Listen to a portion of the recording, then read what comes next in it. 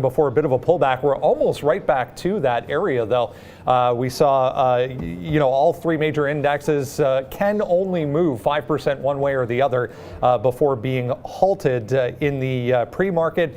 So almost up 5% for most U.S. markets this morning. Shares in drug maker Gilead among the lead individual advancers this morning, racing higher after receiving orphan status from the FDA on their experimental drug for the coronavirus. We're seeing some of the travel and leisure stocks leading the advancers this morning. This entire group has been hurt, obviously, over the past couple of weeks, moving to the downside significantly. On the data front this morning, we get flash PMI data for the U.S. at 945. That number can move the market, so just be careful with that one. We'll let you know when that comes out. And new home sales in the U.S. For last month coming up at 10 a.m. Guys, it is a big update today. Good morning. Yeah, you don't say. Limit up overnight, and then we hit it again when the deal finally comes through, which I think was expected by that time. That's why we're limit up in the first place. The airlines, wow, what a move. Where you could have had Boeing yesterday, American Airlines, 15% across the board. The hard part is finding something that hasn't moved significantly to the upside. It's all strength on this. I mean, you might just want to trade those stocks that are moving. I mean, that's the thing. Makes sense to me as well. Yeah, I mean, Apple, it. JP Morgan, BAC, all of the usual suspects here. I was just saying to Neil, like Roku was $48 last Wednesday, and it's $95 today. Yeah. Yeah. And and we're going to talk probably even Dollar Tree too, which from the bottom, that's up like 50% from, or 40 or 50% from the bottom. Many. There's a lot. I mean, look, there's a million of those. Congratulations. I bought and picked a little bit, but not enough. And that's probably why, and again, we're going to keep showing you guys this to let you get an idea of how much good is being done in terms of profitability throughout the different markets that day trade the world as usual. And this is obviously a recurring theme. We're going to see the top trader, and this is just simply by market, individual market. This is the number one trader in that market on the Amex there, formerly the Amex NYSE America, $125,000. New York, $27K. 22 and change on NASDAQ, over 20,000 someone pulled out of Germany, and then TSX, they're rounding out the top five, just over 16,000 there. So big numbers across the board. You can also see a little bit of money made there in Paris as well, and you scroll down, I actually see Hong Kong markets. We have an overnight shift as well, trading some of the Asian markets, so 6,000 someone made out of that market, and it's probably going to be a good one today as well, I do suspect. Yeah, it won't be me trading those overnight markets. Need some sleep, but U.S. markets have been absolutely fantastic, and now we get that deal, and we're going to open up here. You can see the futures. I mean, I know Brendan's going to talk about these a little bit, but up to 23.34 right now, and this is this limit halt yesterday, and we hit it again just now, as Neil was mentioning there, off of this nice little confirmation of a deal. Looks like all. I think if you're a U.S. citizen, you're going to get a couple grand depending on your dependents and whatnot. So that's nice for the economy. And it's nice to know that Uncle Sam has your back, but I don't think there's ever any Get the doubt. money in the hands of the people. It's just, what is this doing to the current economic status and system that they have in place? Already a huge deficit going forward. But looks like they're saving the day for now. Will this be faded? Will we keep it going? Brendan, we never know, but why don't we get the show on the road? Yeah, it'll be interesting. We've seen, over the past couple of weeks, any kind of up move in the overall market, faded, as Sean was mentioning there. So we'll see what happens once we get trading this morning. Let's get into some markets here. I'll show you some really impressive numbers, guys, right across the board. We'll start in the APAC region. Yeah, big time upside movement here for all of these. See Japan at the top there, 7% to the upside. Australia as well, nice day, 4.7%. Both Chinese markets well into positive territory. Chinese government coming out announcing they were lifting some of the travel restrictions in the Hubei and Wuhan area of China as well. So that is positive momentum for the coronavirus scare as well. Korea, 8.6% to the upside. They still have short selling restrictions in place. Keep that in mind. Let's go over to Europe and have a look at some more positive numbers. European markets right across the board, all moving nicely into positive territory. Good to see Italy bouncing back there, 5.6%. Germany as well, 6+% in positive territory. We'll shift over to North America and have a look at North American stock futures here, also in positive territory heading towards the open here. We have about 25 minutes ago. There we go. 5% for the S&P. Yeah, we're right at those 5% halt levels. The NASDAQ as well. TSX futures about 5% to the upside. Brazil's open already, more than 6%. Bitcoin looking good so far, bouncing back. Look at gold, 6% to the upside. I was noticing a lot of the individual gold miners moving around in the pre-market when I sat down this morning. So that should be why gold moving back to the upside for the first time in a couple of days. Whole bunch of virus or vaccine, we'll call it, related news this morning. I want to start with Gilead. As far as individual movers this morning, it was among the leaders. When I sat down this morning, up more than 5%. We had a bit of a fade, but Gilead receiving orphan drug status for their remdesivir, which has been called the most promising when it comes to the coronavirus, guys. So nice move here for Gilead shares this morning. I mean, the whole market's up, but 4+%. Yeah, I mean, Gilead here, it's worth looking at the chop that this one's been in. It's actually from the top here down about $13, but it's been leveling out in this sort of low to mid 70s range. So this nice bump up, and you get the markets as well getting a nice little bump. It is the most promising treatment drug. Of course, there is no vaccine yet, so the first step would be any kind of drug which has any kind of efficacy, and it looks like Gilead, that we've been mentioning for the last little bit, is going to be the first to the punch here. Look at this 76 area, possibly for a break. This could happen almost right away. Do keep in mind, of course, that this has a bit of a wider range than it would normally. So you get into this puppy, you can certainly think about risking more than $1 on each one of your trades. And again, I just sort of point to what the daily chart's going to look like. It's not crazy when this puts in a $5 to $10+ range within the day. It's worth keeping in mind. Yeah, I'm looking at some other names, but yeah, Gilead. Look, I mean, we've talked about that over and over and over again. Take the long. It's been one of my top stocks traded on the show. Glad you were looking at it again today. But just watch some of the news and watch some of the volumes coming in. Obviously, most stocks are going to be up, like we talked about, 5-6% today. So not really too much there. But as the testing goes, and if anything hits the wires, I mean, that's the thing about all these stocks. You got to stay close to the wire here. Brendan will come with some news and everything on some of these stocks. So Gilead, a good one to look at here, guys. 20 minutes till open. I want to mention NVAX here, guys. Another one that's been in that kind of vaccine group, moving around with the rest of them. NVAX coming out this morning saying the company's nano-flu drug met all primary endpoint goals in its latest phase 3 clinical trial. So they're getting a pop on that news. Other names in this group moving this morning include Teva, AYTU, and INO, also sharply higher. But worth mentioning, guys, this NVAX news is not related to COVID-19. This is a drug they were working on anyways, and is actually fairly close to being finalized, it would appear anyways. 40% here for NVAX. We're almost back up to these $17, $18 highs.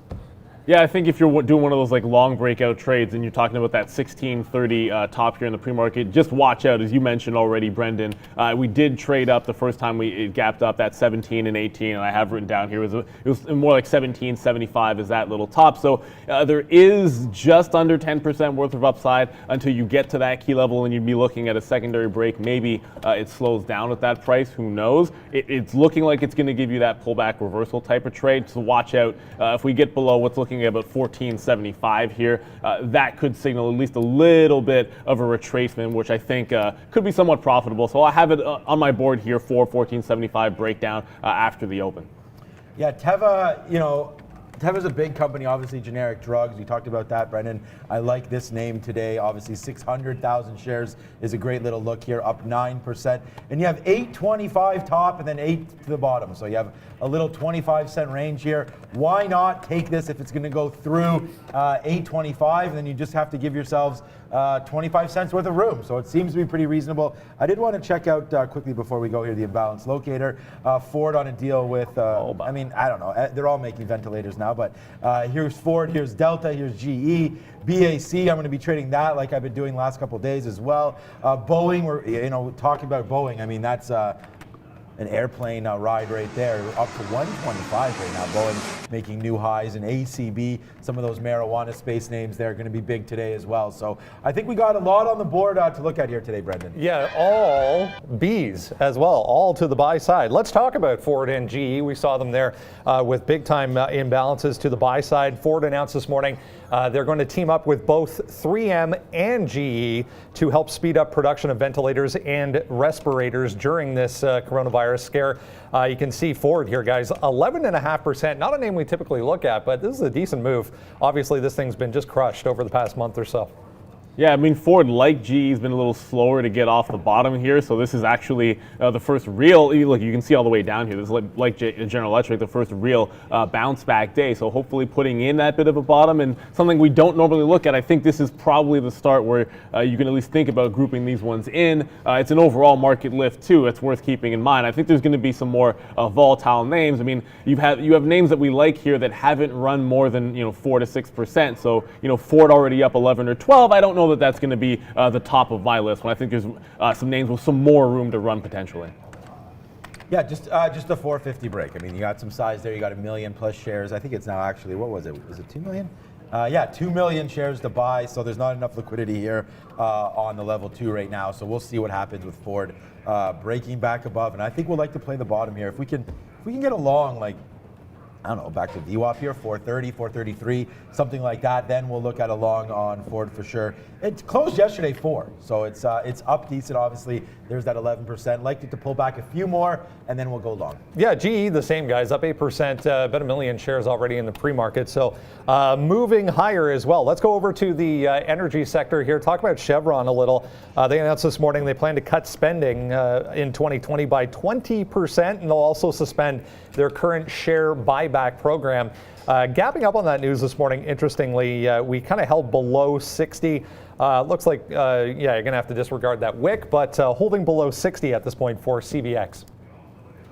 I mean, yeah, it actually was trading up at 61 yesterday, and you can see what the flush was. Right off of the open, it made a nice little bottom out. So we haven't even gotten back up to the open price from yesterday. So we got about $1.50 from there. I actually would prefer Chevron on a bit of a pullback if it would give you that opportunity, something into the $57 range. I wouldn't want to get too frisky on the top with this one. I think if you're going to be picky with your top breaks, I don't want anything which is immediately running into what could be a resistance point. So I'd look at yesterday's close and add that flush and say, yeah, maybe not the first place, but to keep in mind, Chevron, I think it's like 80 straight years they've never decreased their dividends. So I mean, and that's their priority, and they came through. And I think shareholders are really, really going to like the message that they got from Chevron. And that's why you're going to see the strength in this name, relatively speaking, certainly today in the space. Yeah, I mean, it's cut. It's 70%. I mean, it was 120 heading into this, obviously, this negative news here with the last couple months. But CVX, yeah, up 9%. Look, I mean, another oil play. I prefer to day trade XOM. And if we look at XOM right here, $34. Look, oil right now up 4%. So XOM, as I look at a little bit of a longer time frame here, yeah, 34.50 looks decent. Let's call up a daily chart here for this one. Just have a quick look here. It's kind of hard to see. Maybe I can zoom in just a bit for you. Yeah, 8% is a big move for XOM. Okay, yeah, 37, 36. What are we at today right now? We're only at 34, so still a lot of room to go, guys. Maybe it needs to break at least, according to this chart here, at least 35 to get through a lot of what's happened the last week. So I look for a 35 break on XOM, and we could get it. It's only 34 right now, so I think that's possible. Yeah, we're seeing a nice bump in crude oil, as we saw on the quote board there as well. So the entire group obviously getting a lift because of that. Let's go to Twitter, guys. Twitter announcing they've withdrawn their guidance for the current year, saying that ad sales declined due to the coronavirus outbreak. But I noticed Snapchat as well up this morning on this. We might have a look at Snapchat also. But they also said that active daily users have increased substantially, obviously, with everyone at home. So nice little bump here, 2.6% for Twitter. This thing's in a really tight little consolidation so far. Yeah, I don't know what's going on with it. Actually. Yeah, I mean, it is off the bottom nicely, from 20 to 25 here in the last few sessions. That is a positive number. They're monetizable users, active daily users, whichever metric you prefer or how you like to say it, is up despite that little downturn there. I mean, I've noticed people are all over Twitter when they're sitting at home, which you would think would be a bit of a good thing. It's trailing the market, only up 3% right now, but this tight consolidation gives you a break here at 25.80 in Twitter that just seems... it seems like if we're trailing the market here, it's not terrible news. That 25.80 to 26 level looks like it could be a buy opportunity. And then look, you have this tight consolidation down here, which leads you to believe there's going to be some support in case of a dip back down if you buy that high, which makes the trade even more appealing. Yeah, I actually picked up some Twitter last week. I'm a long-term investor in it, and yeah, look. I'm not sure why it's in this tight range here, but I guess if it breaks through 25.50, we'll trade it. So don't worry. I'll be looking at this one today, guys. Just pay attention to the positions we get into, and then when I'm into them, I'll explain to you why. But right now, Twitter, it just needs to move. It's only 2%, so it's not overly exciting. But you did mention Snapchat, and that's up double or triple, 6.2%. So I actually like that one through 11.35, 11.50, maybe a little bit better. Seems to be some more momentum into this name. But as I see, depends where it prints, right? We just saw it up 5%, 6%. So you're printing up and down here. Some of the spreads can definitely influence the percentage gains here. Yeah, a couple of level twos there with decent size on the offer as well. Let's go over to space, guys. Before all of this craziness started, obviously Virgin Galactic was just an absolutely crazy stock, moving higher. We're seeing it up 15% or as much. Looks like it's more now, 19.5% for space. Morgan Stanley raising the stock to overweight from equal weight, but cutting their price target to $24 from $30. So huge pop here, guys, for space. Yeah, space, it's like one of those like leap of faith type of stocks. But again, it's just it's about the price action here. And if others are going to buy it, it's going to drive the stock up, and you don't necessarily have to be a believer as a day trader in its value to profit from a long trade. So you talk about where it has come from. If we can get this load, if that's not going to load the one day, you can certainly look at the last week worth of sessions. Big time gap up right through what would have been an interesting 14.75 to 15 even area. So we're holding above that top we had a couple of days ago. It's going to be an interesting one for me. If the market dips back down, this is the place I'm going to be, is certainly, and this has been sort of a theme for me, this is a place I'll probably be looking to grab a short trade. So if we do pull back in for whatever reason or whatever time, and I can grab 14.50 to that 14.75 on the short side, Virgin Galactic is a place that I would jump into that. Man, all these levels that I wrote down. They're blown up. Yeah, the futures are obviously limit up again. So like NVIDIA's at 228.50, that was already my level. BAC obviously up again today, another 7.5%. I say again, but it's up right now, 7.5%, touching 19.50 here. So yeah, lots of stuff happening. Brendan, all these levels are getting blown to the upside here. This could be that big day that everybody was waiting for. I hope you got your eggs in your basket last couple days, because you may not see those prices for a little bit of time to come. All right, guys, let's go to the travel group. We've been talking over the past week or so about how this group in particular has been kind of leading the market to the downside. The airlines, the hotels, the cruise lines especially, really hard hit. Some of them, doing decent volume in the pre-market this morning, moving back to the upside. It's really the first day in the pre-market especially that I've seen this kind of volume in this group, especially to the upside. I just brought up AAL rather. I mean, we can talk about DAL, UAL, any of the hotels, take your pick today. They're all doing significant volume, but 16.5% here, guys, for AAL, looking strong as well. Yeah, I mean, the airlines, like you said, 16%. I'm looking at Delta here, 20%, back up to $27. It's been obviously they got crushed. At this point, if you look at where the absolute flush started, we're basically 50% from that $54 range. So let's be honest about this 20% move. This is still a space which is going to have tremendous challenges certainly going forward. That being said, everyone needed this bill to come through, and I think it's not a surprise that we're up 20%. It's going to be more difficult to be buying some of these names at the top. Than it is, it may be in the tech space. You're looking at your Snaps and your Twitters, you're looking at your Apples and your Intels and your Microsofts, and it's easier to stomach some of those long positions. I was actually just looking at Zoom to jump to another name here, Brendan, just because if you're going to look for something that isn't up on the day, obviously you've seen what this has done the last few weeks. It's actually down 2% on what would obviously be some profit taking. Why? Because this is what's happened to Zoom since it based at $100. We got up to 166 in the pre-market today, giving a little bit back. And there's almost no key levels on this thing until it retraces about $20 here. But that being said, Zoom's been a strong one. If it does have too big of a dip, you'll see me buying. I like Carnival Cruise Lines here, Brendan, just to stay on that same sort of topic here. 14.50, 19% up. The shorts are going to get squeezed, so I'm going to go long 14.50 in this name. Yeah, I noticed that RCL doing the same thing in the pre-market, and also Norwegian as well. I mean, take your pick. NCLH was another one. Little food maker here, Mondelez, announcing they were increasing hourly wages to $2. Also saying that they'll pay $125 weekly bonus to sales rep during this period. period. They've seen an increase in demand over this period as everyone's sitting at home with nothing better to do than eat snack food. So not a lot of volume in the pre-market for MDLZ, but you can have a look at that one as well. Number of stocks getting upgrades today, which was kind of interesting. Wanted to talk about Dollar Tree, upgraded to outperform from market perform at Telsey Advisory Group, just because I've never heard of them before. But DLTR, I mean, it's been a crazy ride over the past week or so from 150 up here all the way down to 110, guys. We're only back to 125. And I say this because if we start to get a little bit of a sell-off in the market, maybe a spot you look to, some weakness. Yeah, I mean, ultimately, you do have to have some kind of idea in case you get a turnaround here. I mean, it's certainly if you have like a lot of long plays that you can always just back off from them, take profits or get out of it.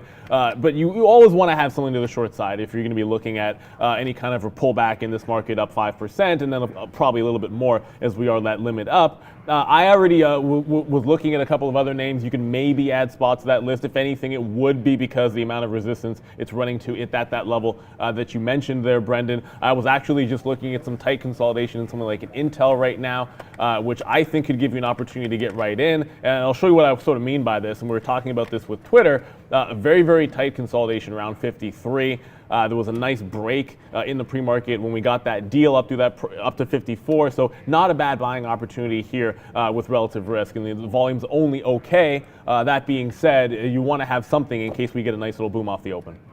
Okay, so I just took Apple here. We're not going to do as much. I talked about huge loss yesterday off the open, so we go in very small risk right now. 236.50. I've seen enough. I mean, I was hoping to smash Brendan this level as soon as the market opened, but unfortunately, I'm not going to take a big position. Early on yesterday, I lost $1,200 very first trade there. So today we're going to take it small, and we're already in the money, 30 cents. I mean, who cares? But I'm targeting 240 today for Apple. That one's going to be on my radar. Microsoft, some of the levels I've already put in the chat have already blown through. So here we go. At least we got a nice little 40-cent winner to start the day on Apple. I realized, guys, I was showing Dollar Tree there when I was actually talking about Spotify. So Dollar Tree, the one I was meaning to show on the chart. Let's go over to Amazon. Amazon announcing they're suspending more than 3,900 selling accounts for taking advantage of pricing policies during the coronavirus outbreak, breaking some of those policies also. We were talking about some of these names kind of moving off of the bottom. I mean, this thing has been just a rocket ship since 1650, guys. We're all the way back to 1950 now for Amazon this morning. Yep. Yeah. I mean, love Amazon. You can go a million in one of these names. If you're talking about something which, again, has not moved as much as the market is up, Amazon's giving you that kind of an opportunity. And I've seen like 3 or 4 symbols like this, which are currently basically just being held. And when you're at that limit level on the futures, there are a lot of times you might see this and you get that tight consolidation on several of these names. And you're seeing it, same thing here at about 1960 on an Amazon. I just saw the same thing over on Intel. So a few of these names giving you these opportunities, while others are actually on the move. You're just seeing some levels being held on a few of these bigger names. Do we or do we not take 75 cents here on Apple? I think we do not. We're going to wait to see if this one can go even higher and higher, guys. So right now we're long. You see our positions on the bottom. Neil long Intel, that's great. And I'm long Apple right now. So hopefully these stocks can continue to rally into the open. Here we go. It's already right there, guys. A nice little dollar win there on Apple. We're going to wait, though. We're not going to take it. We're going to wait for more. As today, guys, should be one of these kind of days with cash flying everywhere. Stay tuned. Follow our trades. Brendan, got something else at the big screen? Little one, guys. We're talking about that NVAX is another one in the vaccine space. We printed this one before. NYSE also gapping up this morning. No news in relation to this company, but gapping up with the rest of the group today. Just wanted to point out 216. I already gave you lots of opportunities here in front of 216. That was yesterday's high. Above that, you got to look at 230 to 240 is kind of the next level to the upside for AYTU. But already, guys, breaking below $2 here for AYTU. Another one that might be weak as the market starts to rally, guys. I mean, I'm already looking at that NVAX. I think that's going to be the place for me. It was non-COVID related news, and we talked about that one. I do like that one on a pullback. I actually did have some levels on that AYTU just because the volume's usually been so good that you don't want to ignore it completely. Much like you, Brendan, it's one of those things that you just want to play around. $2 I had as a bit of a pivot. We've already traveled up and down that a couple of times, so basically looking to see if it can make a run through the top, and then 240 would be the next level there. So only really have Intel right now. Gilead's right at that 76 level that's just basically being held, and I talked about this happening on a few names. This is what I mean. 76 being held, for the last 15 or 20 minutes or so. So interesting breakthrough there. If we can get it on Gilead, Intel, very similar thing happening as well. That NVAX could tick in at any moment. 1475 to the short side. It's at 1480. It's sitting at right now. So we're just under 5 minutes, 4 minutes now until the market open. We've given you a lot of names to look at. Brendan, you did mention Dollar Tree. I know we were looking at spot instead, but Dollar Tree, as we mentioned, up from 58. It actually hit $84. Check that. And it was a big breakout through 85, 86. This is a key level for Dollar Tree here, and as much as they've already been a positive stock, just showing its strength here and up another 6%. This could be an interesting one, at least in terms of any kind of a pullback. You can see the level we hit yesterday at 84. We're basically running on that. If the market falls off, this one's been so stretched. As much as it's a nice name, it could be a place where you can jump into some shorts as well, just because there's an obvious support from yesterday's high, or resistance, sorry. So we have Valeria on the bell today, and that should be an exciting one. We are short-staffed, and just a couple traders in behind us here today, and we're going to see how we play that one. But right now, Apple, guys, we talked about that. It's the only position I have on. It's $1 now in the money, so that's a good trade. I'm still waiting for a little bit more than that, which I'm going to cancel. I'm going to wait for a lot more. Let's wait to see if we get 240, up here, and see if we can't make a clean $4 on this move, and we'll see about that. So that's Apple. Another one was Beyond Meat. I don't know if this is going to happen here, but I do like this little logo. We're going to wait to see if we break this. Not a logo, it's animation. I don't even know what their logo is. But here we go. Oh, another one. Beyond Meat was through 64, so follow me on that one. And then Microsoft as well. Unfortunately, when I came in, I wrote down 143. I mean, that was going to be quite a nice breakout, and obviously I was 100% right, but don't have the shares on this one. So dollar winner on Apple, but missed the boat on Softy here, and I don't like to take trades anymore in the pre-market. I learned my lesson yesterday when the market absolutely crashed down, but we're going to wait to see here. 144 on Softy is already in play, guys, with only 2.5 minutes to go. JPM, Softy, BAC, whatever. Watch the trades at the bottom. Netflix as well, guys. That's one we were talking about yesterday. Actually just pulled back off of 373 here, giving you a bit of a range. 369 was the level that I actually had written down for this one. So you had a pre-market bottom 67 to 69. That one can be tricky to get into right away. I did mention that we could get triggered into NVAX. You'll see that one pop in. So it tries to take out this little bottom 1475. What I like about this, and we'll zoom in so you get a better look at it, is you do have a couple of things you can work off of. This 1540 area is one place to work off of, and then again this 1570. So you have a couple of levels to the short side. This is not an overall market play here. This is one of those gap up. It was up 40%, more than that actually at one point, and then sliding immediately to the downside. You can see it now at 1440. So we're already in the money about 25, 30 cents here. I might take some profit out only because it's a minute to the open, and I have been burned before getting too frisky with these trades. So we'll take some profit here, but we got about a minute to the bell. I just got to watch that Intel breaking down towards that 52.80 mark. 52 was a nice little hard bottom there.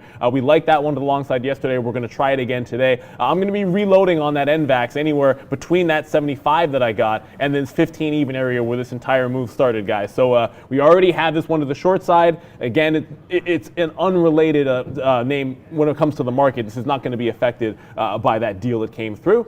They had their own positive news with a phase 3 trial, and this is just one of those retracement plays.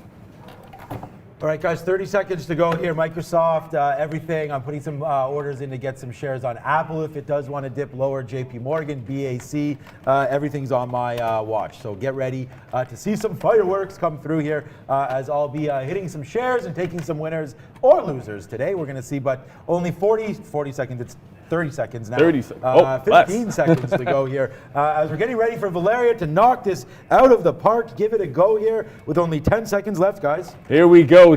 Bring that countdown in. 8, 7, 6. Valeria in the all black on a green day, but that's okay. The markets are up. We were limit up. 2, 1. Let's get these markets open immediately. Netflix back above that.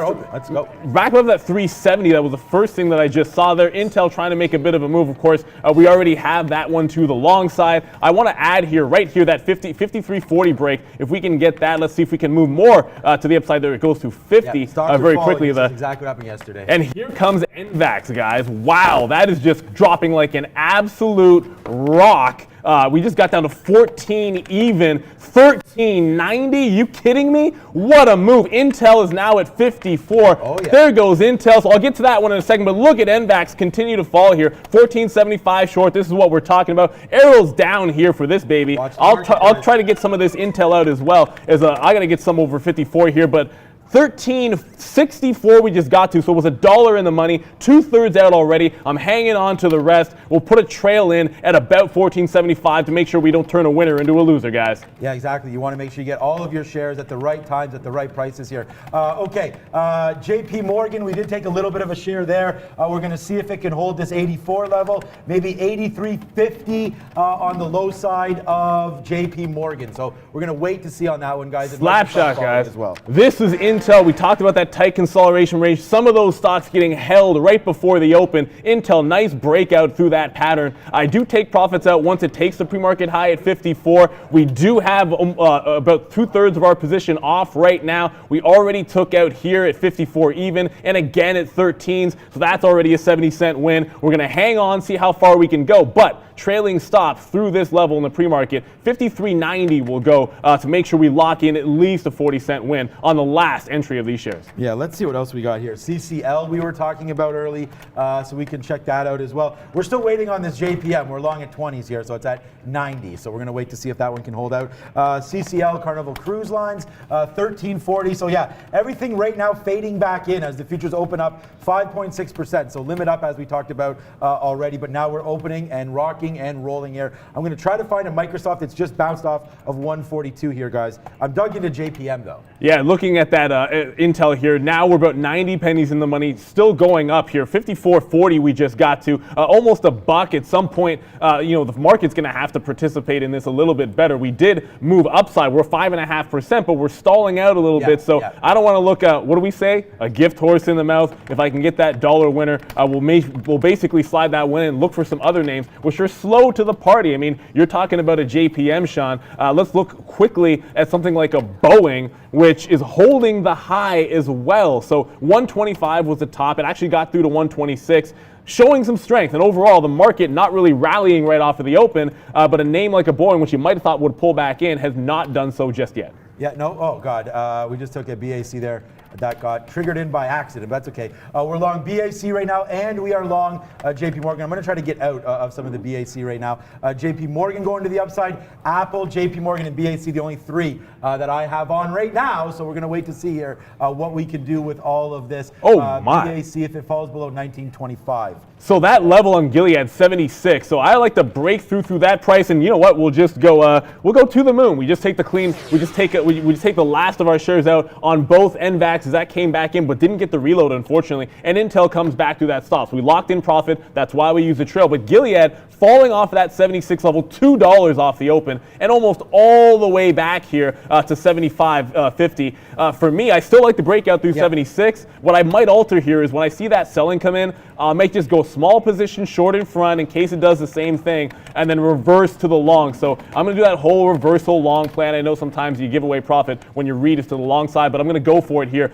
in Gilead. Wait, why did we just trigger in? And there's a keystroke there. So we'll into my shares a little bit early there as well. Okay, JP Morgan looking like it wants to, it's not going up here. So JP Morgan fading back down a little bit as the futures continue to go up. We have a dollar winner on Apple. We talked about that. That just keeps going. I don't want to take anything out on this one. Apple, we should have reloaded at 236. We did not. Now it's at 238. So this is $1.50 right now winner on Apple. We just need JP Morgan to go, guys. And if that can go, that'd be pretty sweet. But right now it's being led by the tech sector. sector, all the tech stocks, which I normally trade, are straight to the moon here, guys. Yeah, and pulling right back in at Intel, it triggers me out on a trailing stop, but recovers back through 54 as the market now hits 7,400 on the ES, up 6%. So now we're starting to get going. You want to make sure you have some of these long positions. We jump back into the long on an Intel on the way back up. Again, don't want to rush into it on the way down. We jump back in on the way up. So seeing some strength over there. I'm looking at Zoom, and I talked about this name pulling back in just a little bit. It's a name that's actually down. It's trying to work its way back to the upside. This flushed from 155 there at the open down to 142. I wish I had picked some up on the bottom there. Was too busy looking over at Intel and NVAX. But wow, it's almost all the way back here. What a move by Zoom. Brendan, what do you got? IMAC, guys. IMAC. Yeah, 347%. This thing was 40 cents yesterday and is now $2. They're using it for the telehealth services that Trump has been talking about during this coronavirus. So they have some technology that's being used for that. IMAC, 347%, guys. Okay, we just took some Netflix here. Like, good look on that. We'll go back to iMac. I did see someone on the chat talking about that. We did take now, finally, into some Netflix here, 369. We're going to see if that can do anything here. 369.25. So we're down $1 right now. We're going to give it down to this bottom here, 365-ish. So we'll give this one a good $4 or $5 worth of room before we see what we can do. We did get out of some JPM here. We've been bottom picking a little bit here. It doesn't seem to want to run, but if it does, it's going to be a doozy. We're long 85 right now on JPM, so 50 cents out on this one. Bank's not participating, so if they do, then maybe we have one, but we're going to wait to see. As Microsoft, 144.50 right now. Yeah, a name that we did mention off the bat here was Twitter. Choppy opening range here, but it holds that bottom, that 25 even, and it actually even holds the 26 top. So you've got a very, very defined range here in Twitter. For me, with the market strong means I'll pick it up in the middle. We talked about 25.50 one time. We'll see if we can't get involved in it. Secondary move here in Intel, guys. So we got back in at 54.14. I'll get to that in a second, but I want to work into this Twitter in front of this 25.15-ish low as the market continues to run to the upside. ES now up 7%. I wonder if people are just trying to capture some profits here on Twitter, on Netflix, because this doesn't make too much sense. Yeah, I'm getting that feel. What is happening on this one, but we're going to wait to see here if we can go. So we're picked up in more shares here on Netflix. We're going to give it to this bottom, guys, 365. Not expecting this one. We have Beyond Meat long, we have JP Morgan long, we have Bank of America long, and we have Apple long. So 5 longs right now. What's up, Brandon?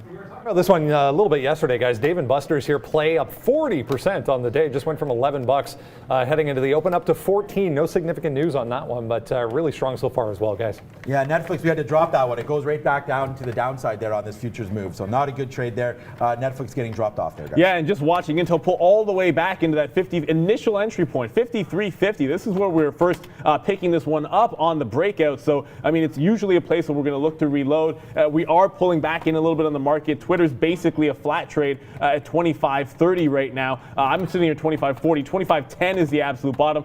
I'm not going to let Intel break this 53. That's the line in the sand for me. Okay, and we've been dumping some JP Morgan here, as it looks like we're going to get back down below $84 in a minute here, so we're going to wait on that one. Apple is falling as well. We do have some bids down there, so maybe we'll pick some up here. The futures, though, coming back in a little bit here. We did get as high, and we're talking about the futures, the S&P 500, 2376 down to 2360. That's nothing. We may have a good opportunity here. Pick up some Apple on this low. What is this break? 234. So I think you can get some 235s now and give it about a buck or so worth of room. We are ready, I think, with it for Valeria. What's up, Valeria? Hey guys, welcome to the Trader TV Live, everyone. Well, I know that a lot of places are closed right now. Luckily, internet is open and you can see our show and be active on the chat. Well guys, if you're passionate about trading or you want to learn how to trade or just bored, you are more than welcome to our show. Hit the thumbs up and subscribe for our channel. If you're watching from Facebook, like and share our video. And let's keep the chat active. Ask us anything, write us anything. Maybe you can find friends there. Back to the traders. I see you later. All right, all right. I'm going to pop the fail. A bunch of names just coming right to the downside there. So you give back just about everything that you make in the morning there. Intel finally loading up there, breaking through that first level. But there is this pre-market bottom, 5250, which has for the time being held. I'm now down to one position. I got back in. Thank goodness I got back into that NVAX because it's the only short. It's the only thing I have to the short side. And again, it's not necessarily market related. Is we're holding up 6% right now in the futures, but NVAX we did reload on the way back in here at 1450. It's now down to $14. I think we can get to the bottom here again, that $13.50, which could give us a potential of almost $1 win if we can break 14 even here. I'll probably take 70 or 80 cents if we get a chance. Not going to get too greedy. That is a pre-market low. I could see us bouncing off there, so I want to make sure I get some out in front. Yeah, we take Apple a little long there at 234.50, rips up $1. So nice little move here on Apple, 70 cents in the money, depending on where we go. So we are long Apple right now, 234.60. My largest position as far as buying power is going here, capitalization. So let's see if it can get going here. 234.60 long on Apple, guys. Right now, yes, dollar clean in the money right now. Apple, reining it in for a little bit now. So many of my longs against me, but this Apple was a great pickup at the bottom. Yeah, and just speaking of those bottoms, I was looking at Roku. I'll settle on Intel after holding this level here. If it can now hold 52.60, I just mentioned 52.50. If we can now hold that bottom, this is one of those load up in front of it, take your shot. As NVAX cracks through that 14.50, we should be able to get that 70, 80 penny winner on it. We reloaded at 14.50. It's already my top stock of the day. And again, I just like the fact that it wasn't coronavirus related of the news today, giving that retracement play some juice. Come on, Apple, baby. 234.60, we're long. We're long beyond me. We can do, show you guys what we're long right now. We long a lot of positions. So let's go into here. The future's coming down, but right here, this is what we've got. We've got Apple, BAC, Beyond Meat, JP Morgan, and Netflix. Netflix, the biggest loser so far for me today. I had to get out of about 60% of that trade as it did break below. So bad trade there on Netflix. Not sure why, but we will revisit that one in a bit, I have a feeling. Yeah, I mean, Netflix is going to be one of those, it's actually going to be negative on the day if it cracks that 360 mark. So I think that's going to be a level certainly worth JPM watching. Too. I just have that Intel, and I already mentioned to you NVAX already. A name Brendan talked about, I don't know why I wasn't paying attention to it. Dave & Buster's off of the open here breaks $12. $2 move instantly, and now it's coming back. And this is one of those situations where if you don't believe in it to the long side, wait for a level to get stretched out and come back in. So we're now talking about $14 is probably going to be that level. Watch out, though. This is about as liquid as I've ever seen Dave & Buster's trade. Not always the most liquid name to begin with, but just be careful if you try to size up on the same. There is some size in level 2, but spreads can open up real quick. Yeah, Dave & Buster's, yeah. Not a name that I really trade too much, but good liquidity there when it's there for Dave & Buster's. So, yeah, okay, right now we did get out of our JPM. That one breaks through 83.50, so we do get out right there, right at that VWAP. So that trade is garbaged right now, and we'll have to hit something here. We haven't hit this in a while. We'll flush it down the toilet there for JPM as that continues to go. Apple's been my number one stock. We're still holding that from the bottom here at 234. We're still holding 40% of that trade, wishing that we got out. I said short in front of that bloody 76 on Gilead. For some reason, my stop order triggered in before I even got short, and I just got out of the long instantly because I didn't want it. It's now down $3.50. What a nice level to get that short in front of. I mean, it's going to be as easy as it gets there. I don't know why I don't have this one. I have no idea why that didn't fill. But Brendan, what do you have for another little one, guys, moving in the pre-market and off the bat here. INPX up 52%, back to 190 for this one. They developed some location-based tracking software for companies looking to manage some of their operations during the outbreak. A lot of people obviously working from home. So INPX getting a little bit of attention today, guys. Good look there, Brendan. It's worth keeping track of some of these names. I just want to go to a higher time frame here so you can see where Gilead just popped down to. Afternoon yesterday, bottom 72.15. Look at where this bounce is occurring right now, 72.50. What does that mean for me? Jump into the long. You've got obvious support. It's not so much as picking a bottom as finally finding a support level. You're only risking about $1 here from 73 when we just came from 76. So this is something that it has some positive news. I talked about the positive to negative story here. 72.60 was the close. So if it stays in the green, you have a huge amount of retracement with what is a reasonable amount of risk if you're going to jump into some kind of a long here, which we just did. We tried to pick up some more there of Netflix and missed it. Our bid is down here. Where was it? 363 on Netflix. So yeah, a lot of stocks moving around. We did pick up some more Apple down here. That's a great trade. Our last Apple buy was 234.80. So this once again, guys, a little catapult action right now. 80 cents in the money on Apple. Our last buy, sorry, 234.85. So we're back up. We were just in the 40s there. Now we're back into the 20s. So some of the longs coming in a little bit, but look at the futures just continue to fall. I just gave up on Intel. I just cannot fight that battle. And I might even give up on the profitability that we've seen so far in that NVAX trade. We broke that 14. Look at my order down here, 1375. It basically bounced off it by 2 pennies. We missed our target, but I can't turn a winning trade into a losing trade. We're now working our way back up. So you're going to see me take this one out 1450s. We just got out here at 1420. So it could have been that 70-80 cent win. Missed it by only a couple of pennies. Yeah, we're hitting some nice wins here. There it goes. Bang. There goes Apple. So that's been a good one for us today. About the only one right now.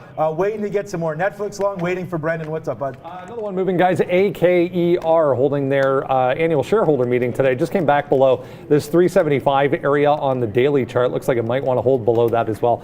AKER, relative volume through the roof, guys.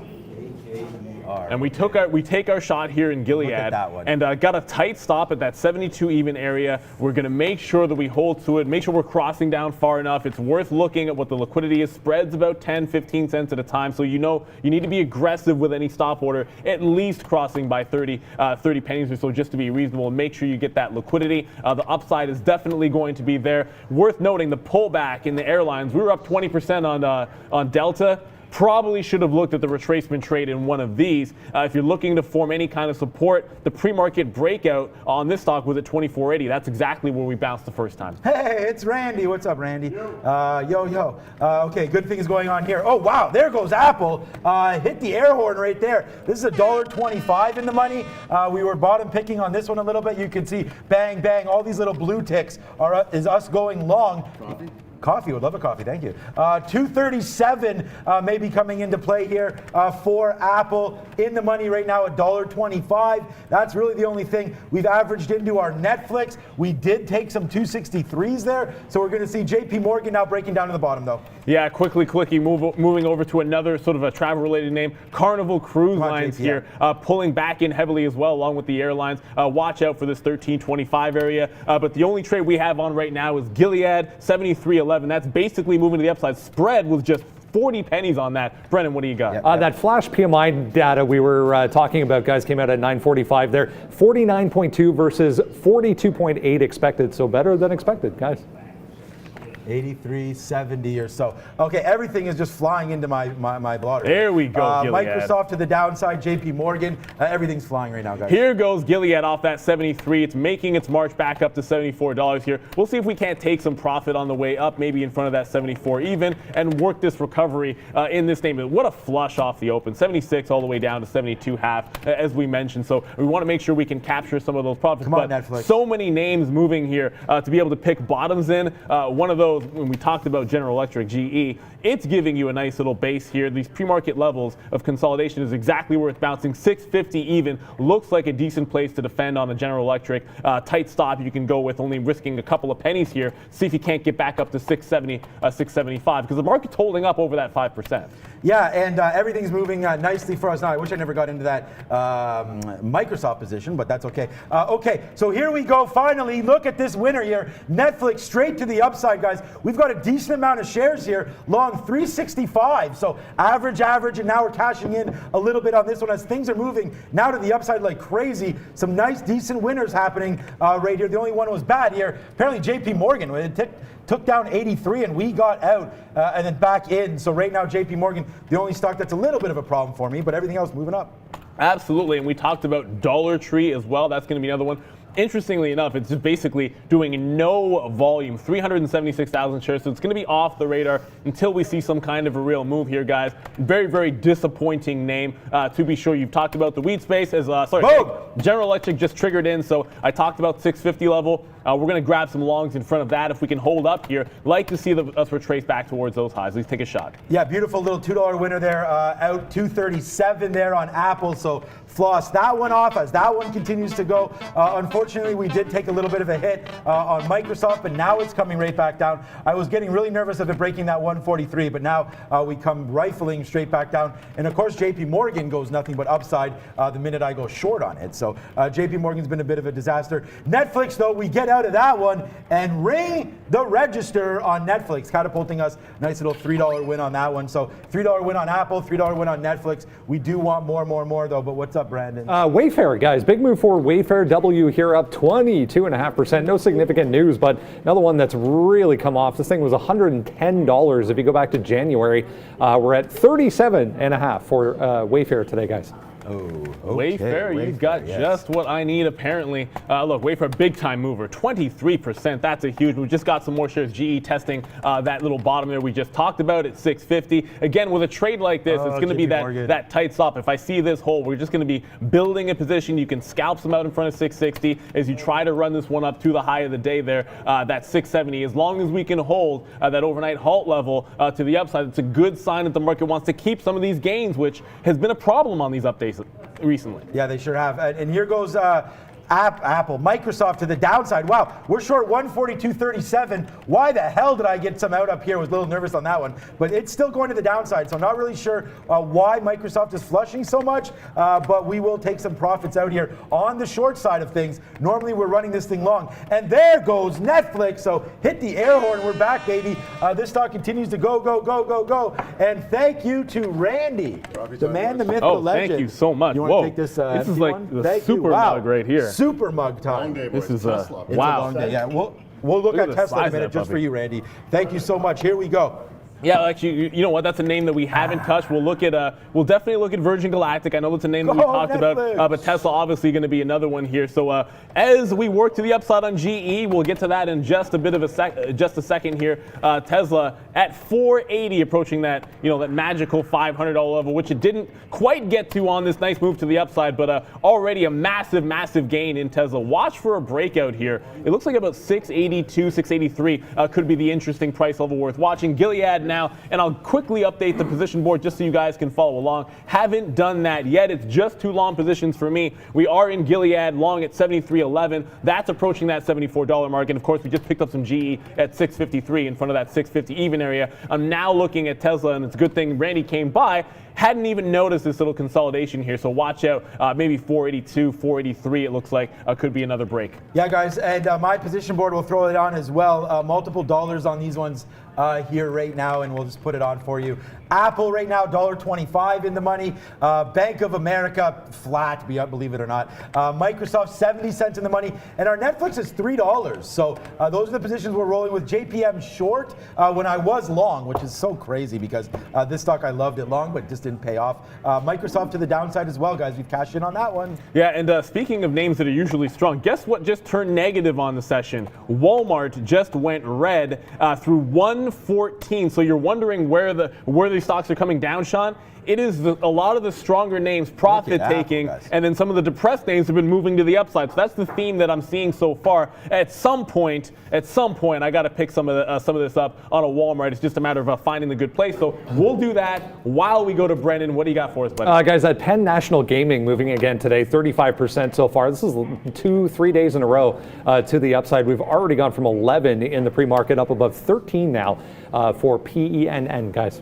Okay, everything is running Penn. Yeah, I should have looked at that before, but I just feel like who's gambling right now? I don't know. Okay, there's nothing to gamble on, right? Okay, Netflix right now straight to the upside. We have a problem with 368.50 here. That's going to be VWAP. We're long 364, so we're already in the money $3+ on this name. We're in the money $2+ I told you guys about this Apple trade, man. We've just been bottom picking, bang, bang, bang, bang. Now we're back up to day's high on Netflix. Our Beyond Meat, bang, there it is. Big little winner on Beyond Meat as that one continues to go upside. We're long 63. Look at this little bottom pick down here, 63.17. Add to that to 64. Wow, we just touched 64.80. I'm going to put an order out there, catch another dollar on Beyond Meat, guys. Watch your boy. Moving back to the upside here. First leg of that Gilead is going to be out. We just took some off at 73.80. So first third will take about 69 cents on that one, about 70 pennies, as we are long down here in that 73.10 range. Look, you just got a nice little base and a nice little stop. And again, I'm not saying we'll go back to 76, but even a 50% retracement off of that bottom will be fantastic. We get a move into that 74.50 to 75 even range. That'll be a big winner for us in Gilead. I can tell you also that GE is approaching breaking that 660 mark. We grab those longs in front of the 550. We'll be working out of our shares all the way to that 670 top.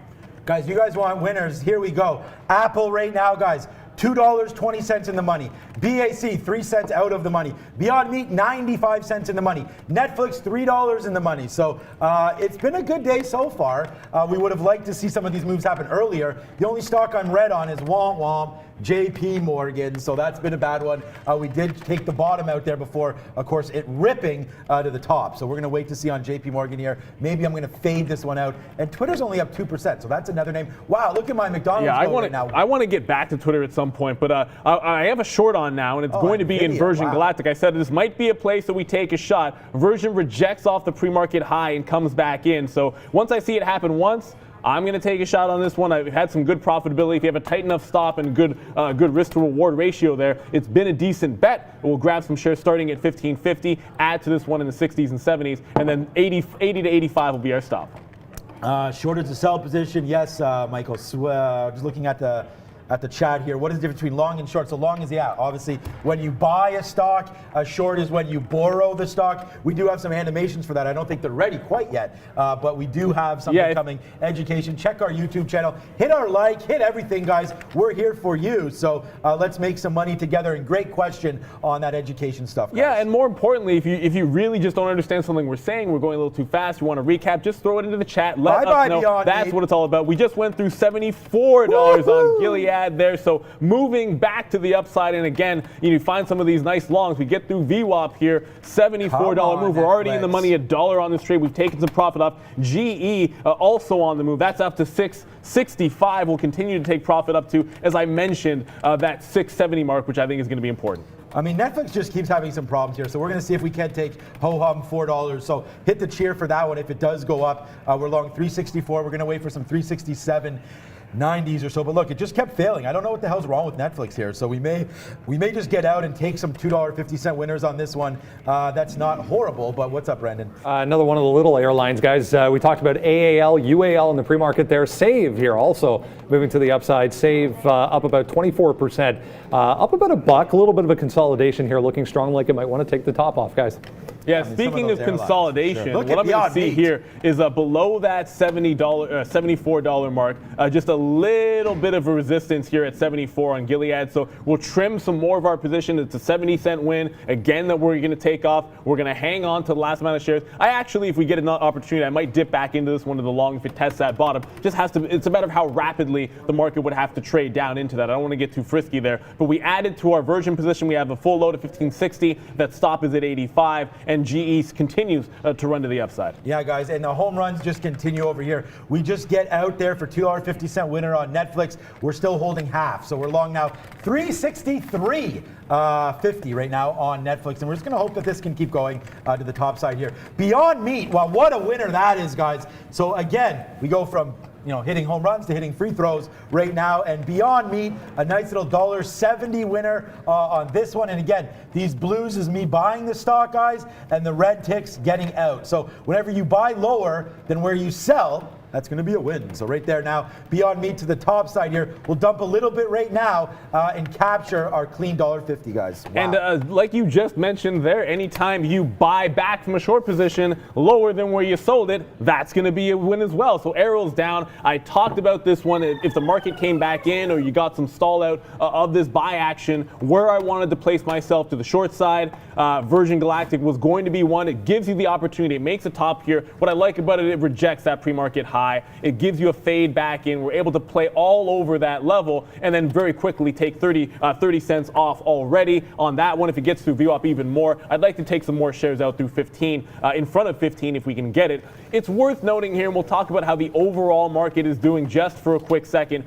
You can see the pullback that we've had so far in the futures. On the NQ, we're below that limit level there. We're basically at 5% up on the NQ, and then of course the ES 5.8% still to the upside, but there has been a pullback. That's why you're seeing some of these names slow down to the upside. Yeah, we're going to take this out, Apple, if it breaks it below 236.25 and take that clean dollar off here because, yeah, the futures are falling down. So we don't want to get too greedy on some of these trades. We did get out of some of our Beyond Meat right there at 65.30. So more to come on that one, but Beyond Meat right now, big winner for yours truly here. And good thing we got out of the majority of our Netflix because, wow, that just dropped like a rock there. Not even sure, as I said, what's up with Netflix. Yeah, you see that little pullback? Look at what just happened in GE at 1665. We grabbed this trade, longs in front of that 650. We're taking 51s, 52s, some 55s up here, and then we're getting out 58, 61, 63, 64 before this flush. I mean, in a couple of minutes, we just come all the way back to that 65 level. So I'm going to reload right in front of that 650. I already have a stop order ready to go. We've already profited from this trade,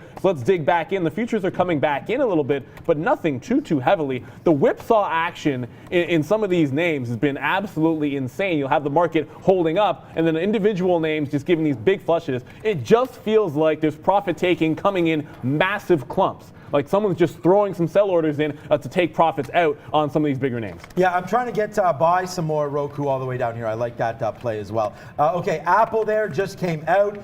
So right there, we do celebrate that. 236.30 we get out at. Good out, not bad. A clean little $1+ winner there. So the bulls were running this morning on Apple big time. Our Beyond Meat trade, oh sorry, that's JPM. Our Beyond Meat trade still hanging around $65. We're along 63.70 right now. So I may take it out if it breaks down below 64.50, capture our 80 cents on that one. You can't get too greedy in this market, but it's been a good day so far today. I'm just looking to smash something. So if you guys have any levels for me, give it to me. I'll hit some fireworks. I would have hit the to the moon, but it's coming back down here, Virgin Galactic. So I mentioned how and why we got into this little short position. As it broke VWAP, we'll take some profits off. We anticipated that it could bounce at 15. This is why we take the second, third off for a 50-cent win, so we can be happy about that trade to the short side. One that I will not necessarily load back up on if it makes another run to the high. When I do that on this name, I feel like I get into a lot of trouble, but it's already 10 o'clock. That actually means that it is time for us to jump over to our good friend Brendan Wickens at the big screen for Happening Now.